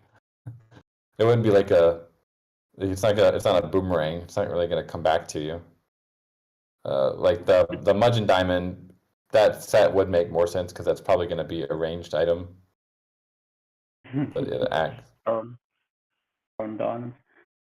Just for the specific example of the axe, it's not too bad if you were a portal mage with an axe in one hand and you had great ranged attack, because that means it opens your mage up to being able to hold a nice ranged weapon in his other hand, like the wizard staff. I know the wizard staff is something a lot of mages hold. Then you get a bit of differentiation within your portal mages. You have the portal mages with really low brain that are just absolute machines up. They decimate liquidators up close because they've got that really high melee damage. But then you've got the portal mages with 100 brain that almost support portal mages because they can fire from the back with ranged weapons, and that's kind of their speciality. It's kind of alright in that sense. Well, yeah, I guess it depends on how it's gonna work with having two weapons, right? Because a portal mage that has a ranged weapon in the other hand, they're a pretty good hybrid. They can Mm-hmm. they can hit hard with their at melee with their axe or ranged with their ranged weapon. But what of a character that has two ranged weapons? Are we going to assume they can fire off at range twice as fast, do twice the range damage? Well, it's It's going to be separate attacks, isn't there, coded in? yeah. There'll be two different attack buttons. You'll have your left and your right hand, and you will be able to alternate between them. I mean, both attacks are going to cost you action points. So the faster you attack, the faster you're going to run out of your action points anyway. But yeah, you could theoretically, if you could like if you had two ranged weapon or in two weapons, you could basically alternate between them as the other one is cooling down, and you could just fire off as fast as you can, and just like do a blitz attack, and then wait for your action points to regenerate, or chug a potion and keep going. So that's how we're planning to do the battle. That's cool because then, yeah, there's much less of an issue as people, if they were hoping to be melee or ranged, then they're equipped a certain way. It's just a matter of changing one of the hand wearables, and now they're a hybrid, right? Yeah, definitely, because I don't think there's that many sets that have two hand wearables as part of the set. I think the Gotchi, not even the Gotchi sets only have one hand wearable at most, so yeah. Then for all the portal mages that are double axe wielders, it makes sense for them to have low brain, just because then they can really maximize both those axes. But it's not a major issue for a portal mage owner who's got two axes, but 100 brain. It's not a massive issue for them to keep one axe and then chuck a ranged weapon in the other hand if they want to maximize brain. Yeah, so it seems like option 3 with the pure brain melee power versus range power might be those two options are more balanced than the attack power versus range. It's definitely much easier to implement. I still do like the surge idea, but that could be kind of wearable specific. Yes, that's for the dagger. The dagger. Yeah, assassin. The Coda dagger.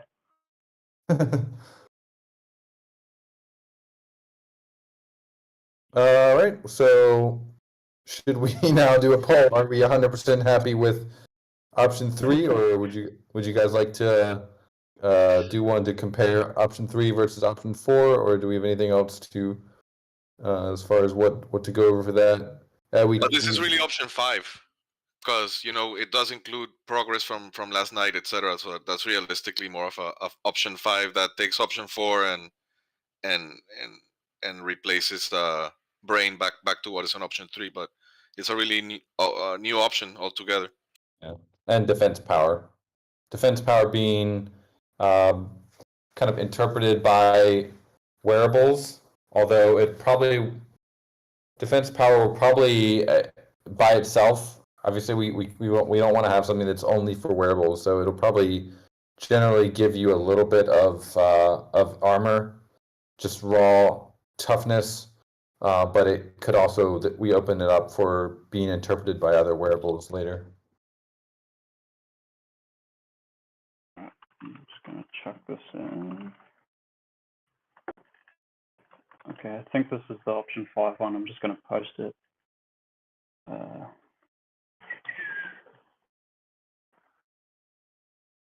Yep.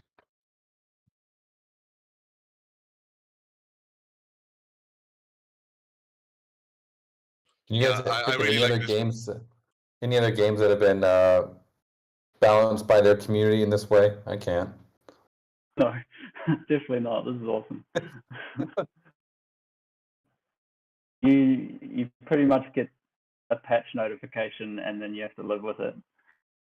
Yeah, it's horrible. I hate it. Yeah, this is why we want to do it this way, because I'm sick of playing games and the devs are always like tweaking things without asking the community, or they put out every time it's like Blizzard puts out a patch and everyone is like up in arms about it. They're so, or they're like, why would they do that? That's stupid. Doesn't make any sense.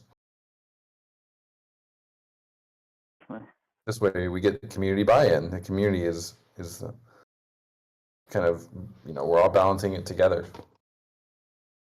Definitely got its pros and cons, but I think this is the Web3 way of creating a game for sure.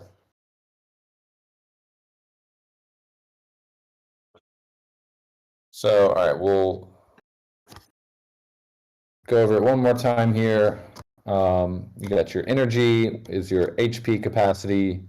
You're gonna live longer, you're gonna run for longer, or you're gonna have AP capacity, which will allow you to attack a little bit more before you run out of mana, run out of action points, or potentially allow you to teleport a little bit farther within the game, or a little bit more often. Then we got aggression, which would be defense power, which will by itself give you a little bit of armor, but will also can be used by wearables in certain other ways that would be open to more interpretation. And attack speed, which will attack faster. And spookiness, HP versus AP regen, pretty standard there. And luck, which will deal with that most likely will be you'll get a base level of evasion, a base level of critical strike, and some sort of RNG for potentially opening up treasure chests or breaking open alchemical deposits, things like that. And brain will be melee power versus range power. So do more melee damage or more range damage, depending on what your attack is. So give a fireball if you are very happy with this option. There we go. And shall we move to eyes? Is there any? I didn't see much discussion on the way we were thinking of doing eyes. It's basically eyes are kind of like a permanent bonus that your Gachi will get to certain item or certain trait. But yeah, any new thoughts on those? Last night they were talking on the eye collar that I mean, this guy hardcore, he writes a lot, but he was he was saying that it should be like a wild card that then kind of shuffles things up. Like if you have this color, then it means a whole different thing for other stats. I think that's a little bit too extreme, but it did remind me of an idea I had before, which is different eye colors could mean an affinity to a certain type of alchemica. Like if you have the zero eye color, that kind of looks like the same color as Keck. So maybe it could mean that you walk faster over Keck deposits or have some sort of RNG way of collecting more Keck or the other. So I think there's things we could do that to give more flavor to eye color.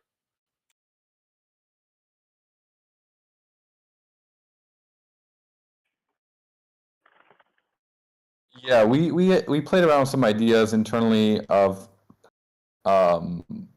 being able to actually see the alchemica a little bit differently, G'day, this is based Darren on from what the your Weapon Warriors Gotchiverse eye here, color is.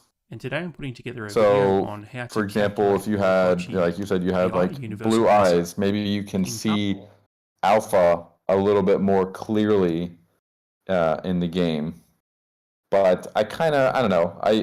I didn't really want to mess too much with Alchemica being seen or like ways of perceiving it in the game. It just felt a bit weird to do that because you're basically telling people, oh, you don't have this eye color, you can't see this Alchemica as easily. You're not going to pick it up as easily. So I'm open to thoughts on that though. Well, people have been asking for farming traits. There's some people have made the criticism that we focus so much on combat and what happened with farming. It could be tracking in the minimap, especially once you think like the grid. It could be that having the alchemical affinity will lead will allow specific Gotchi to be like, oh, I think there's a deposit up north of Keck. Follow me, guys. And then the other Gotchi says, oh, but I'm also detecting an alpha deposit on the way. So that could be a way of introduce farming traits. Sure. We actually Neon Kong had an idea for like when you zoom out on the map. I don't know if it right now it is. I'd have to check, but as you zoom out, you're gonna eventually you won't be able to see the Alchemica anymore. And his idea was that if you have like a certain eye color, as you zoom out, maybe you can still continue to see that Alchemica on the map, or it could be two, it could be one or two Alchemica.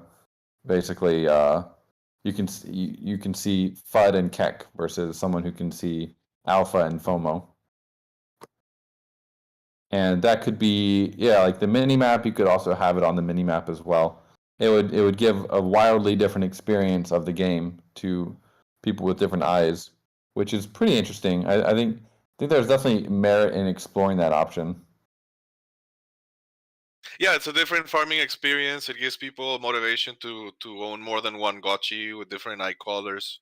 While it not being so much of a, since it's not like a combat thing, or granting it to one Gotchi doesn't nerf or affect the other Gotchi at all.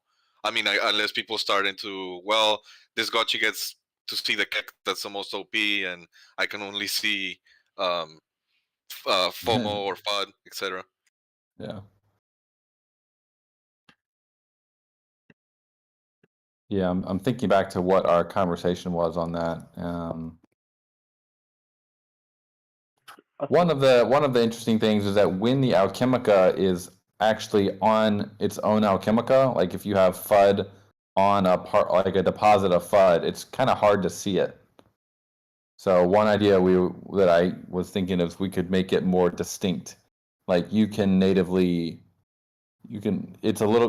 has like more of a glow around it if you're looking for that specific type. It's not really that important if it's not on its own Alchemica. Like if you're looking at FUD on a FOMO deposit, it's pretty easy to see, but it would give you a little advantage if you're on a patch of FUD and you see a little bit of FUD on that patch. It would be, you could have a certain Alchemica affinity towards that. But it's a bit niche, I guess. I don't know how interesting that is for the eyes, but there's definitely something there we could play with.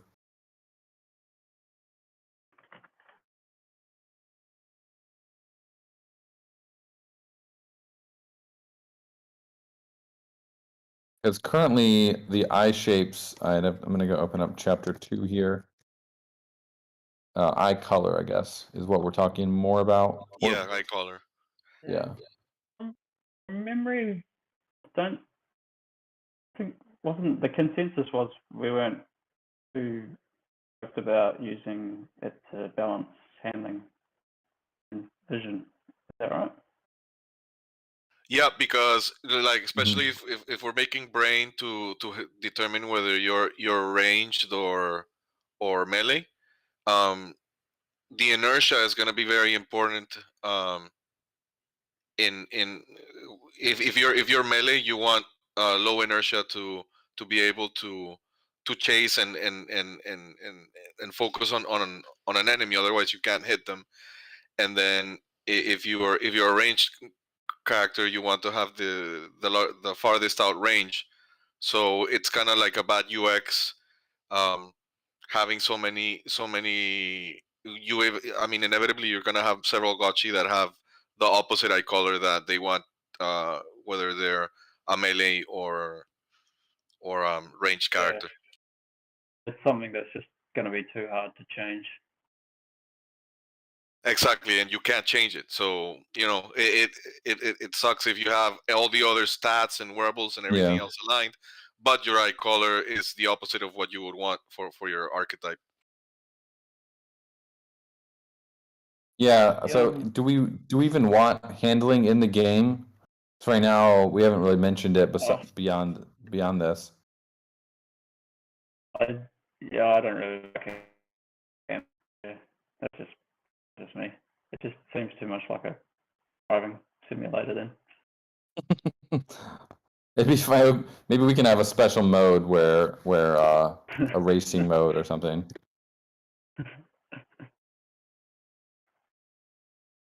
I mean, that's why we're going to have the Lambo pit, isn't it? So waiting for that to drop. That's going to be godlike. Oh my god, yeah. One day we'll get that Lambo. So if we took out handling and what about vision range? The idea there was that some Gachis can zoom out a little bit more than other Gachis.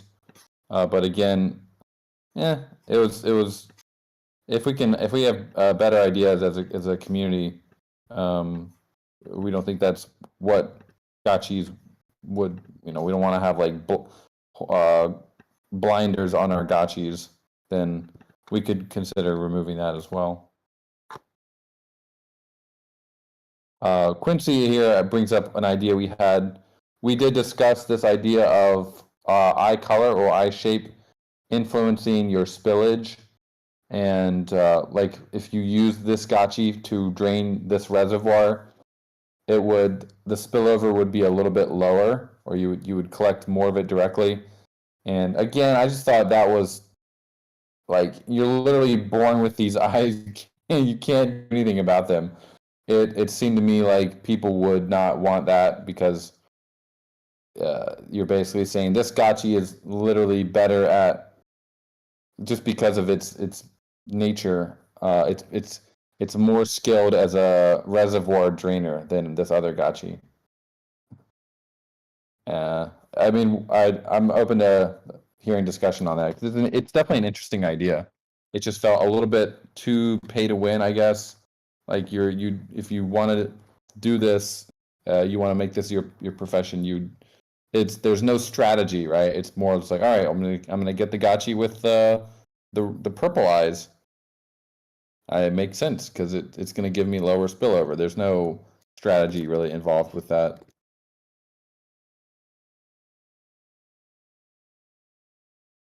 I mean, if you mentioned that alchemical affinity sounds interesting, but like it could need more development. So, for instance, it could affect many things, right? If you have affinity to a specific type of alchemica, it could also mean, for instance, that then as you're gathering more of it, you can also burn it to use an ability, and that the different eye colors would have different abilities. There's that, or there's like if you imagine in a dungeon, it could be something where like the boss can only be brought down by a Gotchi with a certain eye color in the last hit, or the boss drops a chest that only a blue eye color Gotchi can open, and that kind of thing. So you could start introducing the eye color sort of a differentiator, like a lore differentiator. That it doesn't really affect balance. It's just for certain things you're gonna want that eye color, and only that eye color can do those things, and it could be tied to one of the alchemical types. I think it's the same amount of eye colors and alchemica, or there's like one more eye color than there is alchemica. I think there are 7. Let me check here again. Go to the wiki.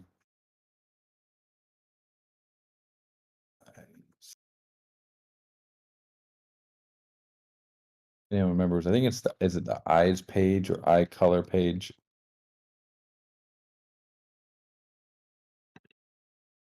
I usually Yeah, go to the like- traits page and then link back to it. Yeah, Webb's just mentioned like your eye color is your race. I was thinking like eye color could kind of dictate the nature of your Gotchi. So Mhm. blue eyes might be cool, pink might be relaxed, golden eyes might be Or Well, like we school, also- you know, we like also have school of FOMO, collaterals, school though. of fun. I've always thought that collaterals, we need to get a little bit more differentiation. I always think that the collateral is kind of the base personality of your Gachi. We haven't really gotten much into that in Spirit Force, but like a Link Gachi, if we think about like if we made an animated movie about Aavegotchis, you'd probably have like the Link Gachi would be a different personality type than the Doomer Weath Gachi or like the happy-go-lucky Eth Gachi. So that's where I've kind of always put personality. Whereas eye color, that's like that's like your base personality. Eye color, maybe it's like there. I feel like it could be used for something else though. Yeah, because all the spirit forces, they have like they've all got that core trait that they affect as well, don't they? Mm-hmm. Yeah, those are very minor, so we could maybe, if we needed to, we could deviate from those. And this is more for like creating the lore, and we need to do more exposition on that. But I've always thought of like the Link Gachis are like the Marines. They're they're based. They're a little bit more aggressive. Probably kind of leader mentality a little bit more. And then if you think about like an ETH Gachi, it's probably a little bit more happy-go-lucky and a little bit more carefree. I'm completely different. I agree with Tommy Gotchi. Link is more knowledgeable, like an oracle. He's got ETH as a builder type, but I think the ETH are the aggro ones. Okay. Like the ETH maxis. I'm just thinking of ETH maxis. Yeah. I want to switch chains. So yeah, there's definitely yeah, probably BTC would probably be the aggro. You're right. Yeah, BTC maxis. ETH maxis to me, they're pretty chill. I usually I haven't met too many aggro ETH maxis. I guess, but yeah. maybe the rich ones then. I do like eye color. Like if we want to make the decision of that, if we believe eye color should be linked to Alchemica in some way, I'm totally open to that. We just need to don't want to do it in a way that's not there. It still should be strategic. There still should be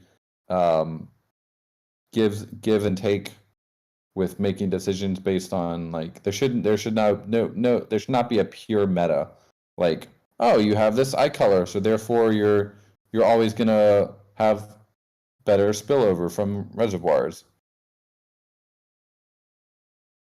It just seems like that would be a little bit too OP. I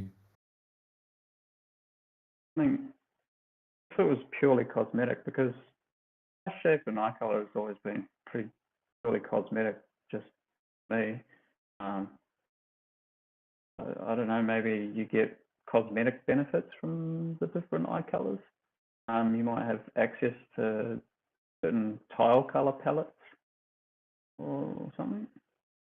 Yeah, I mean, Webb and Quincy have brought up things like NPCs and charisma.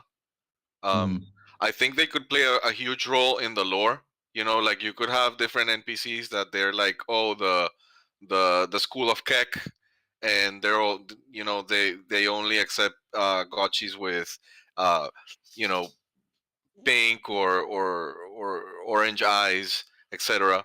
And they'll only speak to you if you have that eyes, and you can only do those quests. So it opens a whole quest line only if you have that eye color. But of course, each eye color gets their own quest lines. Another idea is when we introduce aesthetic items, aesthetic only items, they could have a requirement that you have a specific eye color in order to be able to equip them. So that could create a lot of diversity, because especially many gotchis have their eyes covered, so you don't even know what their eye color is. But if you introduce aesthetic items that can only be equipped with a certain eye color, then that's like a signal. Oh, this is, even though it's fully equipped, there's so many like blue highlights that I know that Gotchi has blue eyes. That's cool. Yeah. I know I mean, people want to have value for their eyes as well, like in real gameplay value. So I think we can definitely experiment with kind of aesthetic things as well. But I also want to make sure that we're happy with, if there are in-game like real use cases for the eyes, that they do something powerful as well. So it's a tough one, because we this is probably what I spent most of my time brainstorming, was these eyes, because there's so many of them, and the natural inclination is to go towards Alchemica. So probably that will be call number 3. We can have a good think on it in the next couple weeks here, and then come back and do a full brainstorm on the eyes. I think that would probably be the best. I don't see us. Eye shape. I think you did a great job there. There's so many good ideas there, and since they're unique, then you would assume they all kind of balance themselves out. So I really have no comments there. Just great job. Yeah, one of bonuses are pretty cool. Yeah. Again, it might be a situation where like your Gotchi is perfect for everything, for like being a ranged monster, but it gives plus 50% melee damage or plus 10% melee damage. So that would be the only kind of, I guess, situation where you'd be like, there might be some awkwardness between your eye shape and your brain might not match up. So that would be something to be aware of, I guess. Andy's got a good question. Would eye wearables affect these ideas? So, do say pink eyes do something? Because chucking the cool shades over the top of those going to potentially influence the same stat or some way. Yeah, if we can potentially, yeah. I mean, we are currently going through all the different types of wearables, and what their core ability would be. So I don't think we've confirmed totally what eye wearables could do. Probably just going to stick with some basic functionality first, unless we can get some more confirmed ideas for eye color. But definitely, open to as much customization as we can fit in and fits the lore. I'm totally down for it, as long as everything is balanced. So I would say we can probably table that until a little bit later. I guess, yeah, their vision, like equipping different eye wearables could mean you have a different UI. So VR goggles might show certain things, or cool shades might highlight certain alchemical and stuff. Like, do we want to have what is your guys' initial impression of if eye color affects seeing Alchemica on the map? Is that something the community wants, or do we think that? Yeah, we could do a poll on that one. Okay. For me, no, because you can't change it. It'd be better for something like a wearable, because you can equip a different wearable to be able to see a different type of Alchemica. Yeah. So probably no for the trait, but maybe for the wearable. I'll do a poll anyway. Yeah. Everyone can say no to it if you believe that. Slick, to that point, I do argue that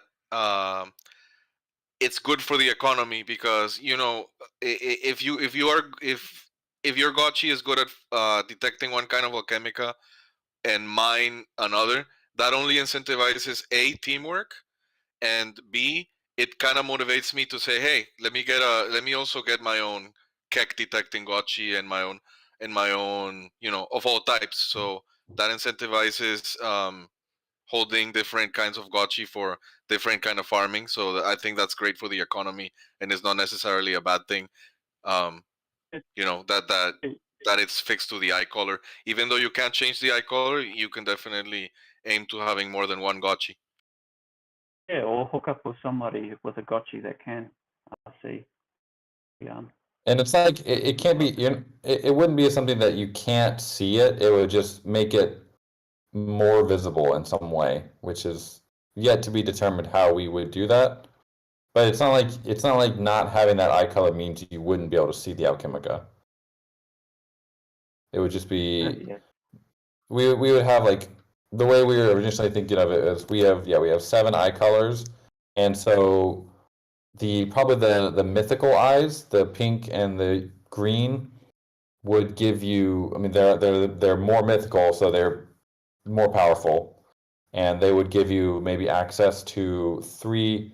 They would affect 3 out of the 4 Alchemica. They would make them look more distinct or more bigger or something in some way, give you some insight into those Alchemica, whereas the other 4, the other 5 might give you 1 insight or 2 insights, depending on what color it is. That's kind of how we were thinking about it. That's a good point, Dr. Wagme. Lean towards the most common user, because it's a tricky thing too, because you're also working with users that have different levels of vision. Could be a nightmare when it comes to trying to balance the colorblind. Allowing allowing good experience for even groups, even someone who's not wearing the glasses or something.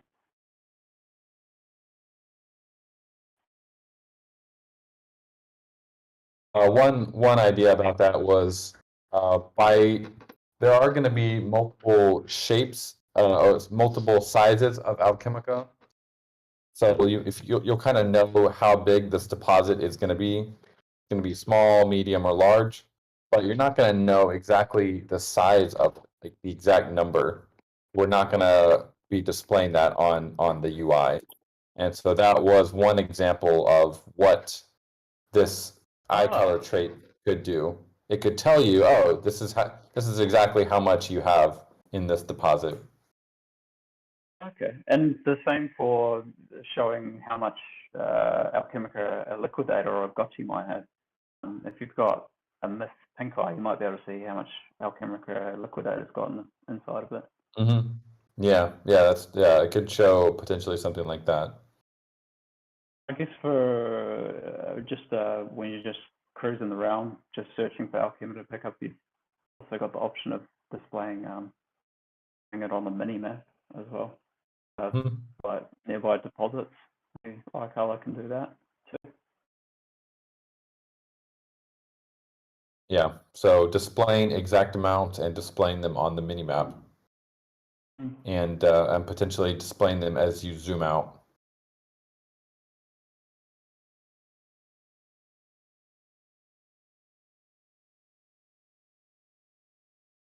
What do you guys think of that one?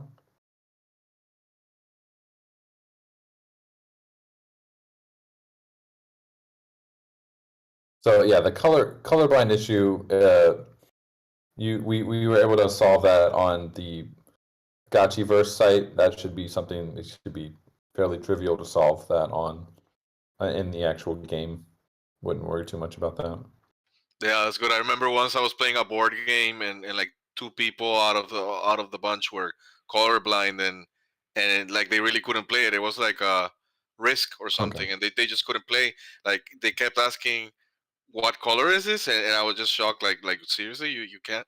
And yeah, I Yeah. imagine gathering in a black and white Gotchiverse, that would be a pain in the butt.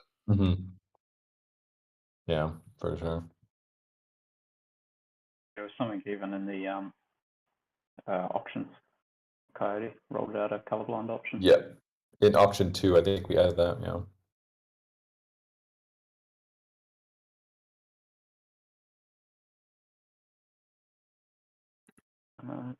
It's just a note about eye shape and eye color working together. Give like an enhanced boost to add value to double myth. I guess the trick there is just potentially to make sure that the myth eye colors are pretty powerful and the myth eye shape's pretty powerful. The combined boost is pretty interesting though.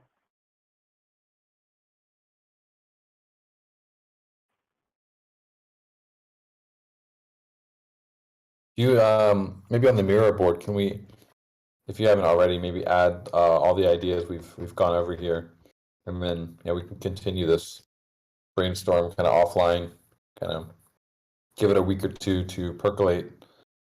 And the last thing is Spirit Force. We haven't really included this in the traits because Spirit Force is by far the most pay to win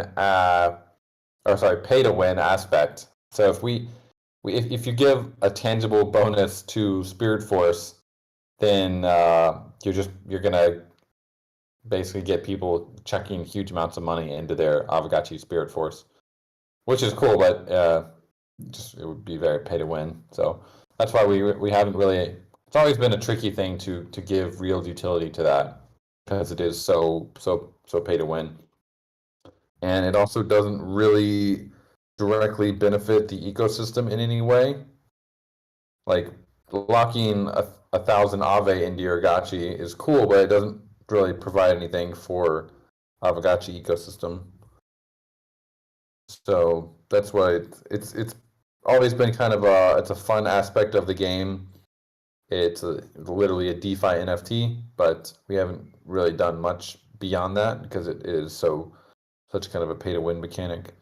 But definitely open to a brainstorm on how Spirit Force can be used within the game. Right now, the main idea is just to have it as a mechanic within the arena that you can kind of put it up as collateral when you're fighting. And whoever wins the battle would get the Spirit Force. But there's no, like, if we can't have it directly affect something like health points or hit point or action points. But we can definitely do it based on what type of Aavegotchi you are. It's just not how much Spirit Force you have. It'd be more of like a aesthetic flex within the game. Like we could give you a bigger aura for sure. If you have like 1,000 Aave, you could have a bigger aura on your actual character. Visual, you mean? Just visually speaking, the color aura? Yeah. Yeah, that's like a flex, but yeah, that's cool. It's a flex without being pay to win. Yep. And going back to eye color, Webb wrote that he prefers to keep one of the like eye shape be combat, and if that's the case, then the other being eye color to be farming. And I think that's a good point because since people have argued that we focus so much on combat and haven't focused on farming traits, if you have so much going on in eye shape, and then you have to also think of additional farming stuff to put in there, and then also combat stuff and also farming stuff and eye color, I think it becomes too complicated, adds too many different combinations. So I think that's a further reason for while we brainstorm for the next call as to probably we could focus eye color mostly or exclusively on farming boosts and benefits, since I shape already does so much on the combat side.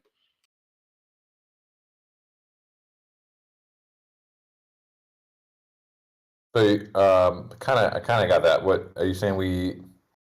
Maybe could you summarize that? Are we want to have more farming utility for eye color, basically, right? Well, so I mean, Looking Handsome isn't in this call, but he was making a very strong point, and I think people had mentioned it to him about how, hey, listen, we're doing so much thinking and designing around combat, but it's a farming game, and farming has taken kind of like a step back.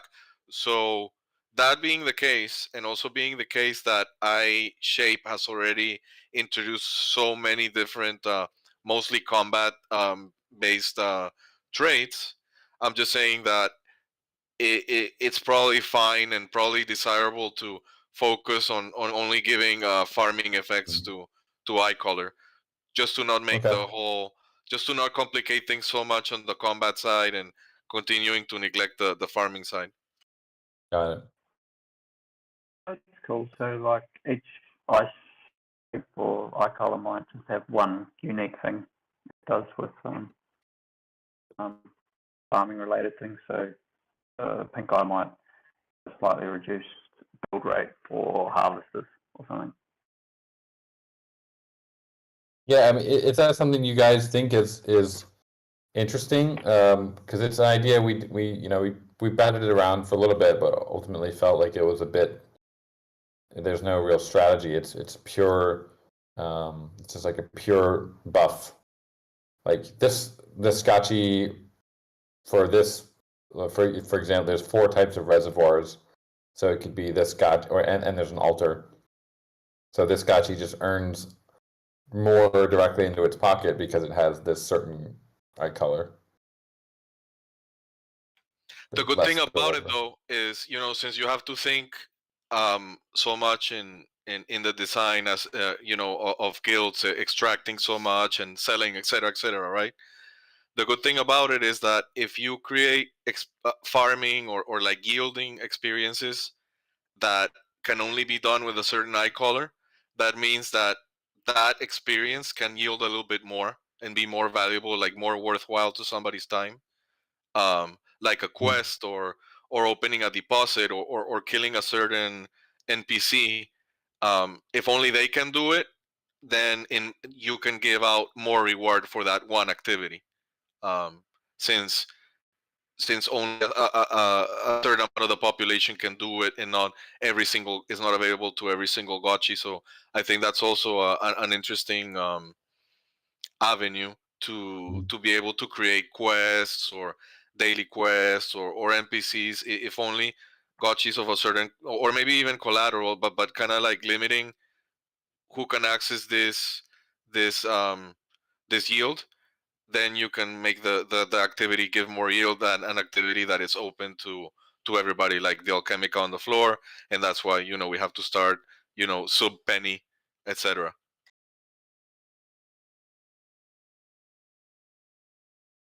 Yeah, it's interesting to think about. Eye color as access. It's pretty. Listen, you can't enter this dungeon unless you have like green eyes. It's just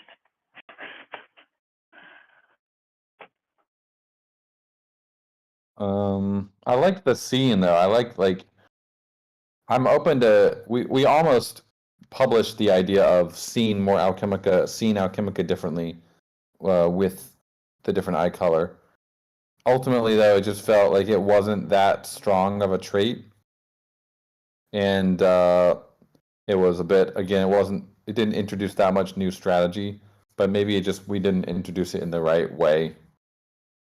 I think there's definitely seeing, like eyes as seeing Alchemica definitely works as a concept. It's just it would need a lot of fine tuning, I think. And maybe for access within there could be certain quests for different collateral types, gotchis especially, or maybe for certain eye color. Like you're good at spotting FUD, you should go do this quest. Exactly. So then the quest itself can be more motivating because you can reward more from it than if every single gotchi can do it. Then the reward has to be really low, and then people are saying, these quests suck. I went through all all this hassle doing this quest only to earn 10 cents. It should be more, you know. But if you use a Gotchi specific stuff like the eye color or the collateral, then there's more budget to make that whole quest line or whatever more rewarding. Well, I also have to think if you only make a quest for link collateral gotchis, people are going to be like, well, where's my quest for my WETH gotchi, or where's my Bitcoin gotchi quest? So the reward, I think, would actually end up being pretty much the same, because it's going to be split amongst all 12 collaterals or however many we have. Like the reward would look bigger, but actually it would still be balanced against all the gotchi collaterals. Because otherwise it'd be unfair. People would say, why are you only giving quests to the link gotchis? Where's my WETH gotchi quest? So, Right. I'm more of a fan for eye color. yeah. Like eye color and like I was saying, it could be like a whole lore about it. Like there's the school of Keck, the school of FUD. You get access to these specific quest lines. So that's a good point. But you know, you could also make it kind of seasonal. Like, okay, yeah, and in this act 1, there was more turns out there was a lot more quests and access to specific guild for this eye color. This next season is going to be a little bit different. So that it, you know, it does even out a little bit, but you can also tweak somewhat.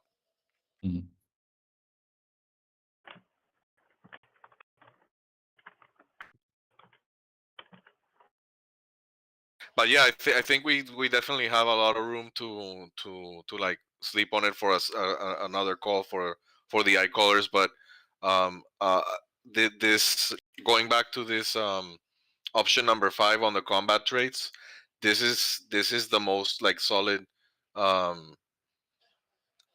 trait mapping that we've had so far. Really, it really does feel complete now. Yeah. I would be happy to roll with how it is right now.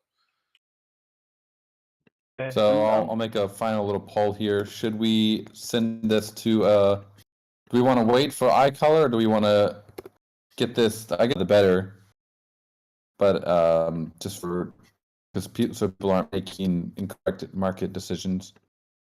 But there is a risk that we might change something with the eyes that would affect one of the core traits, one of the 4. But probably not, right? Well, I think we confirm these. We're pretty much happy to go with these. Yeah, we can work under the assumption that eye color is not going to have, the eye traits are not going to have a significant impact on core combat traits, I guess.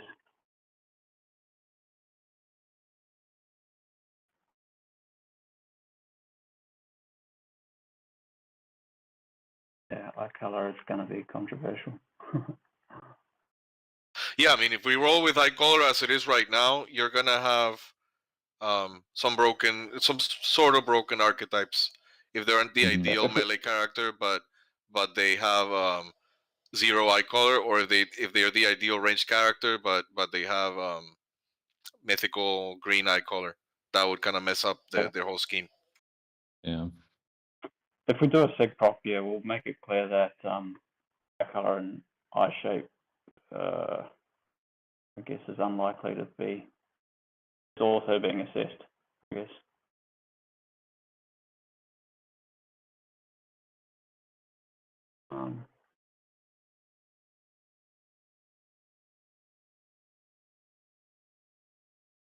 Yeah, this is so everyone go and vote on this poll here. Poll number 11, should we create a sig prop to update the gameplay Bible with these traits?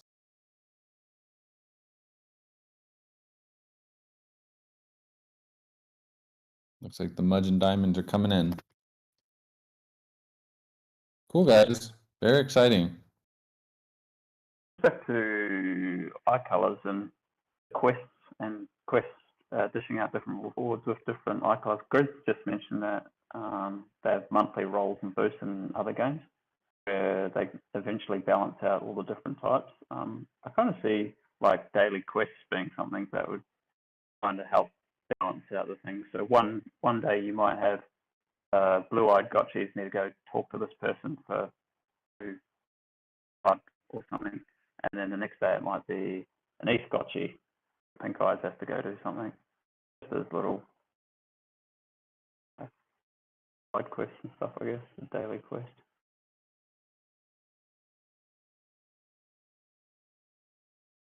Yeah, we already have the idea of the guild leaderboard. We'll be filling that out a little bit more next week on the DAO forum. But so we probably wouldn't want to introduce leaderboards for eye colors. That could get having multiple leaderboards would be pretty wild. I'm just thinking random daily quests, like really minor stuff, like yeah. I think I got you goes and rescues a cat or something. I don't know. A lot of people are commenting on the interplay between eye color and eye shape, and I think honestly, yeah, like myself included, we mentioned this because we may have invested in double myths. So to that, I would answer. I mean, like if I were to design a solution to that, I would do maybe aesthetic, like yeah. As you were saying with Spirit Force, it could mean some sort of flex because I'm not sure how we can balance making double myths more powerful. And if they have low BRS, how is that going to be more powerful?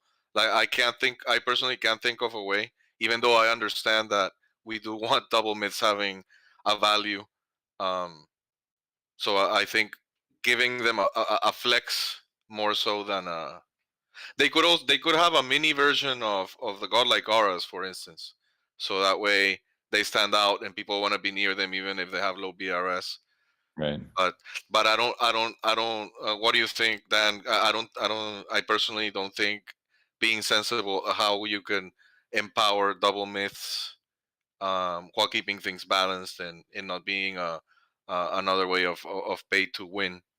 But I do think they considering some people spend like 20 something thousand ghosts for double myth H1s, if they can get a nod for their money's worth, that's also great. I would be an advocate of that. So I think a flex of sorts is in order. Yeah, like we definitely gave more power to mythical eyes in the eye shapes. Like those will the bonuses as you get more mythical, the bonuses will increase. So that it is again, I think the core dilemma with like NFT games is how to make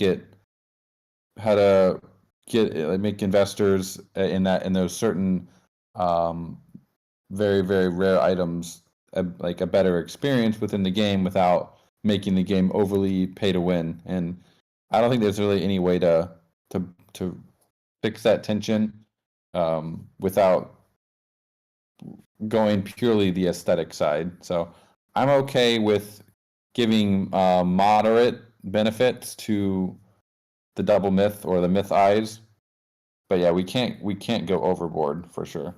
We tried to capture as pretty much push the line as far as we're comfortable with the eye shapes.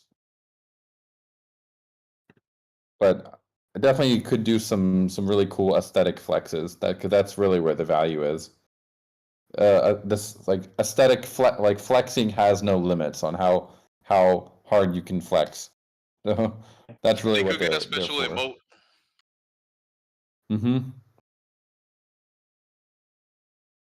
Yeah, an aura, an emote, all sorts of cool things could.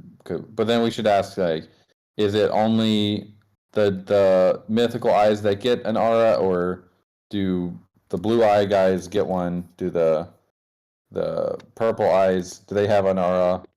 How does that look with their Spirit Force aura, which we already have? Should we replace the Spirit Force with the eye color aura? Probably not. So there's probably something else we could do around that.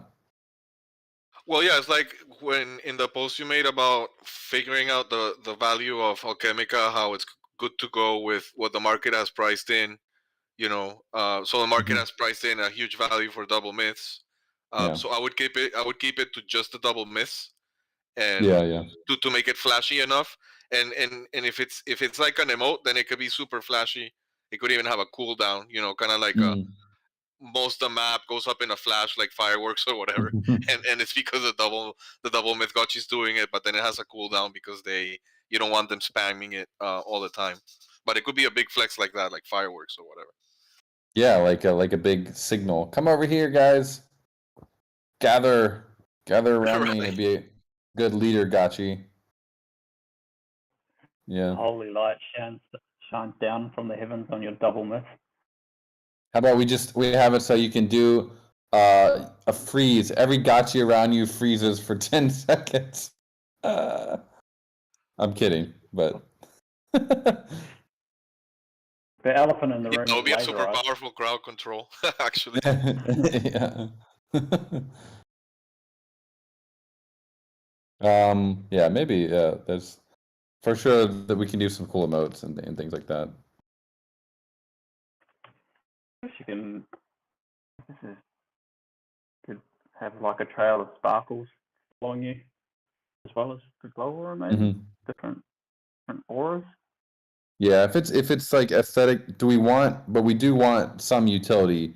But in addition to the moderate utility, we do want really, really cool aesthetics. That's something definitely we can work on. Get our design team working on that. Well, cool. It's basically midnight for me here, so I'm gonna jump off. But another great 3-hour tour de force call here. Covered a lot, and looks like we are ready for a sig prop. So sit on it for another day or two, and if anyone from the traits balance little task force, impromptu task force, wants to create a sig prop for this, I think we're pretty much at that point. Yeah, Unless I there don't are mind any. writing one up. Okay. Pretty free tomorrow, so I don't mind starting to draft something out. Do you prefer a draft on the forum first, or I haven't done one before? Yeah, feel free to send it over to me, or basically post your draft in like a Google Doc. We can just look at it and give any feedback, and then you can just directly post it to Snapshot. Okay, cool. Yeah, I can I'll help chuck you. it in the trait. I can help you with submitting it. Cool. Thanks. I'll chuck it in the trait balance. I'll write up a Google Doc, put in the trait balance chat.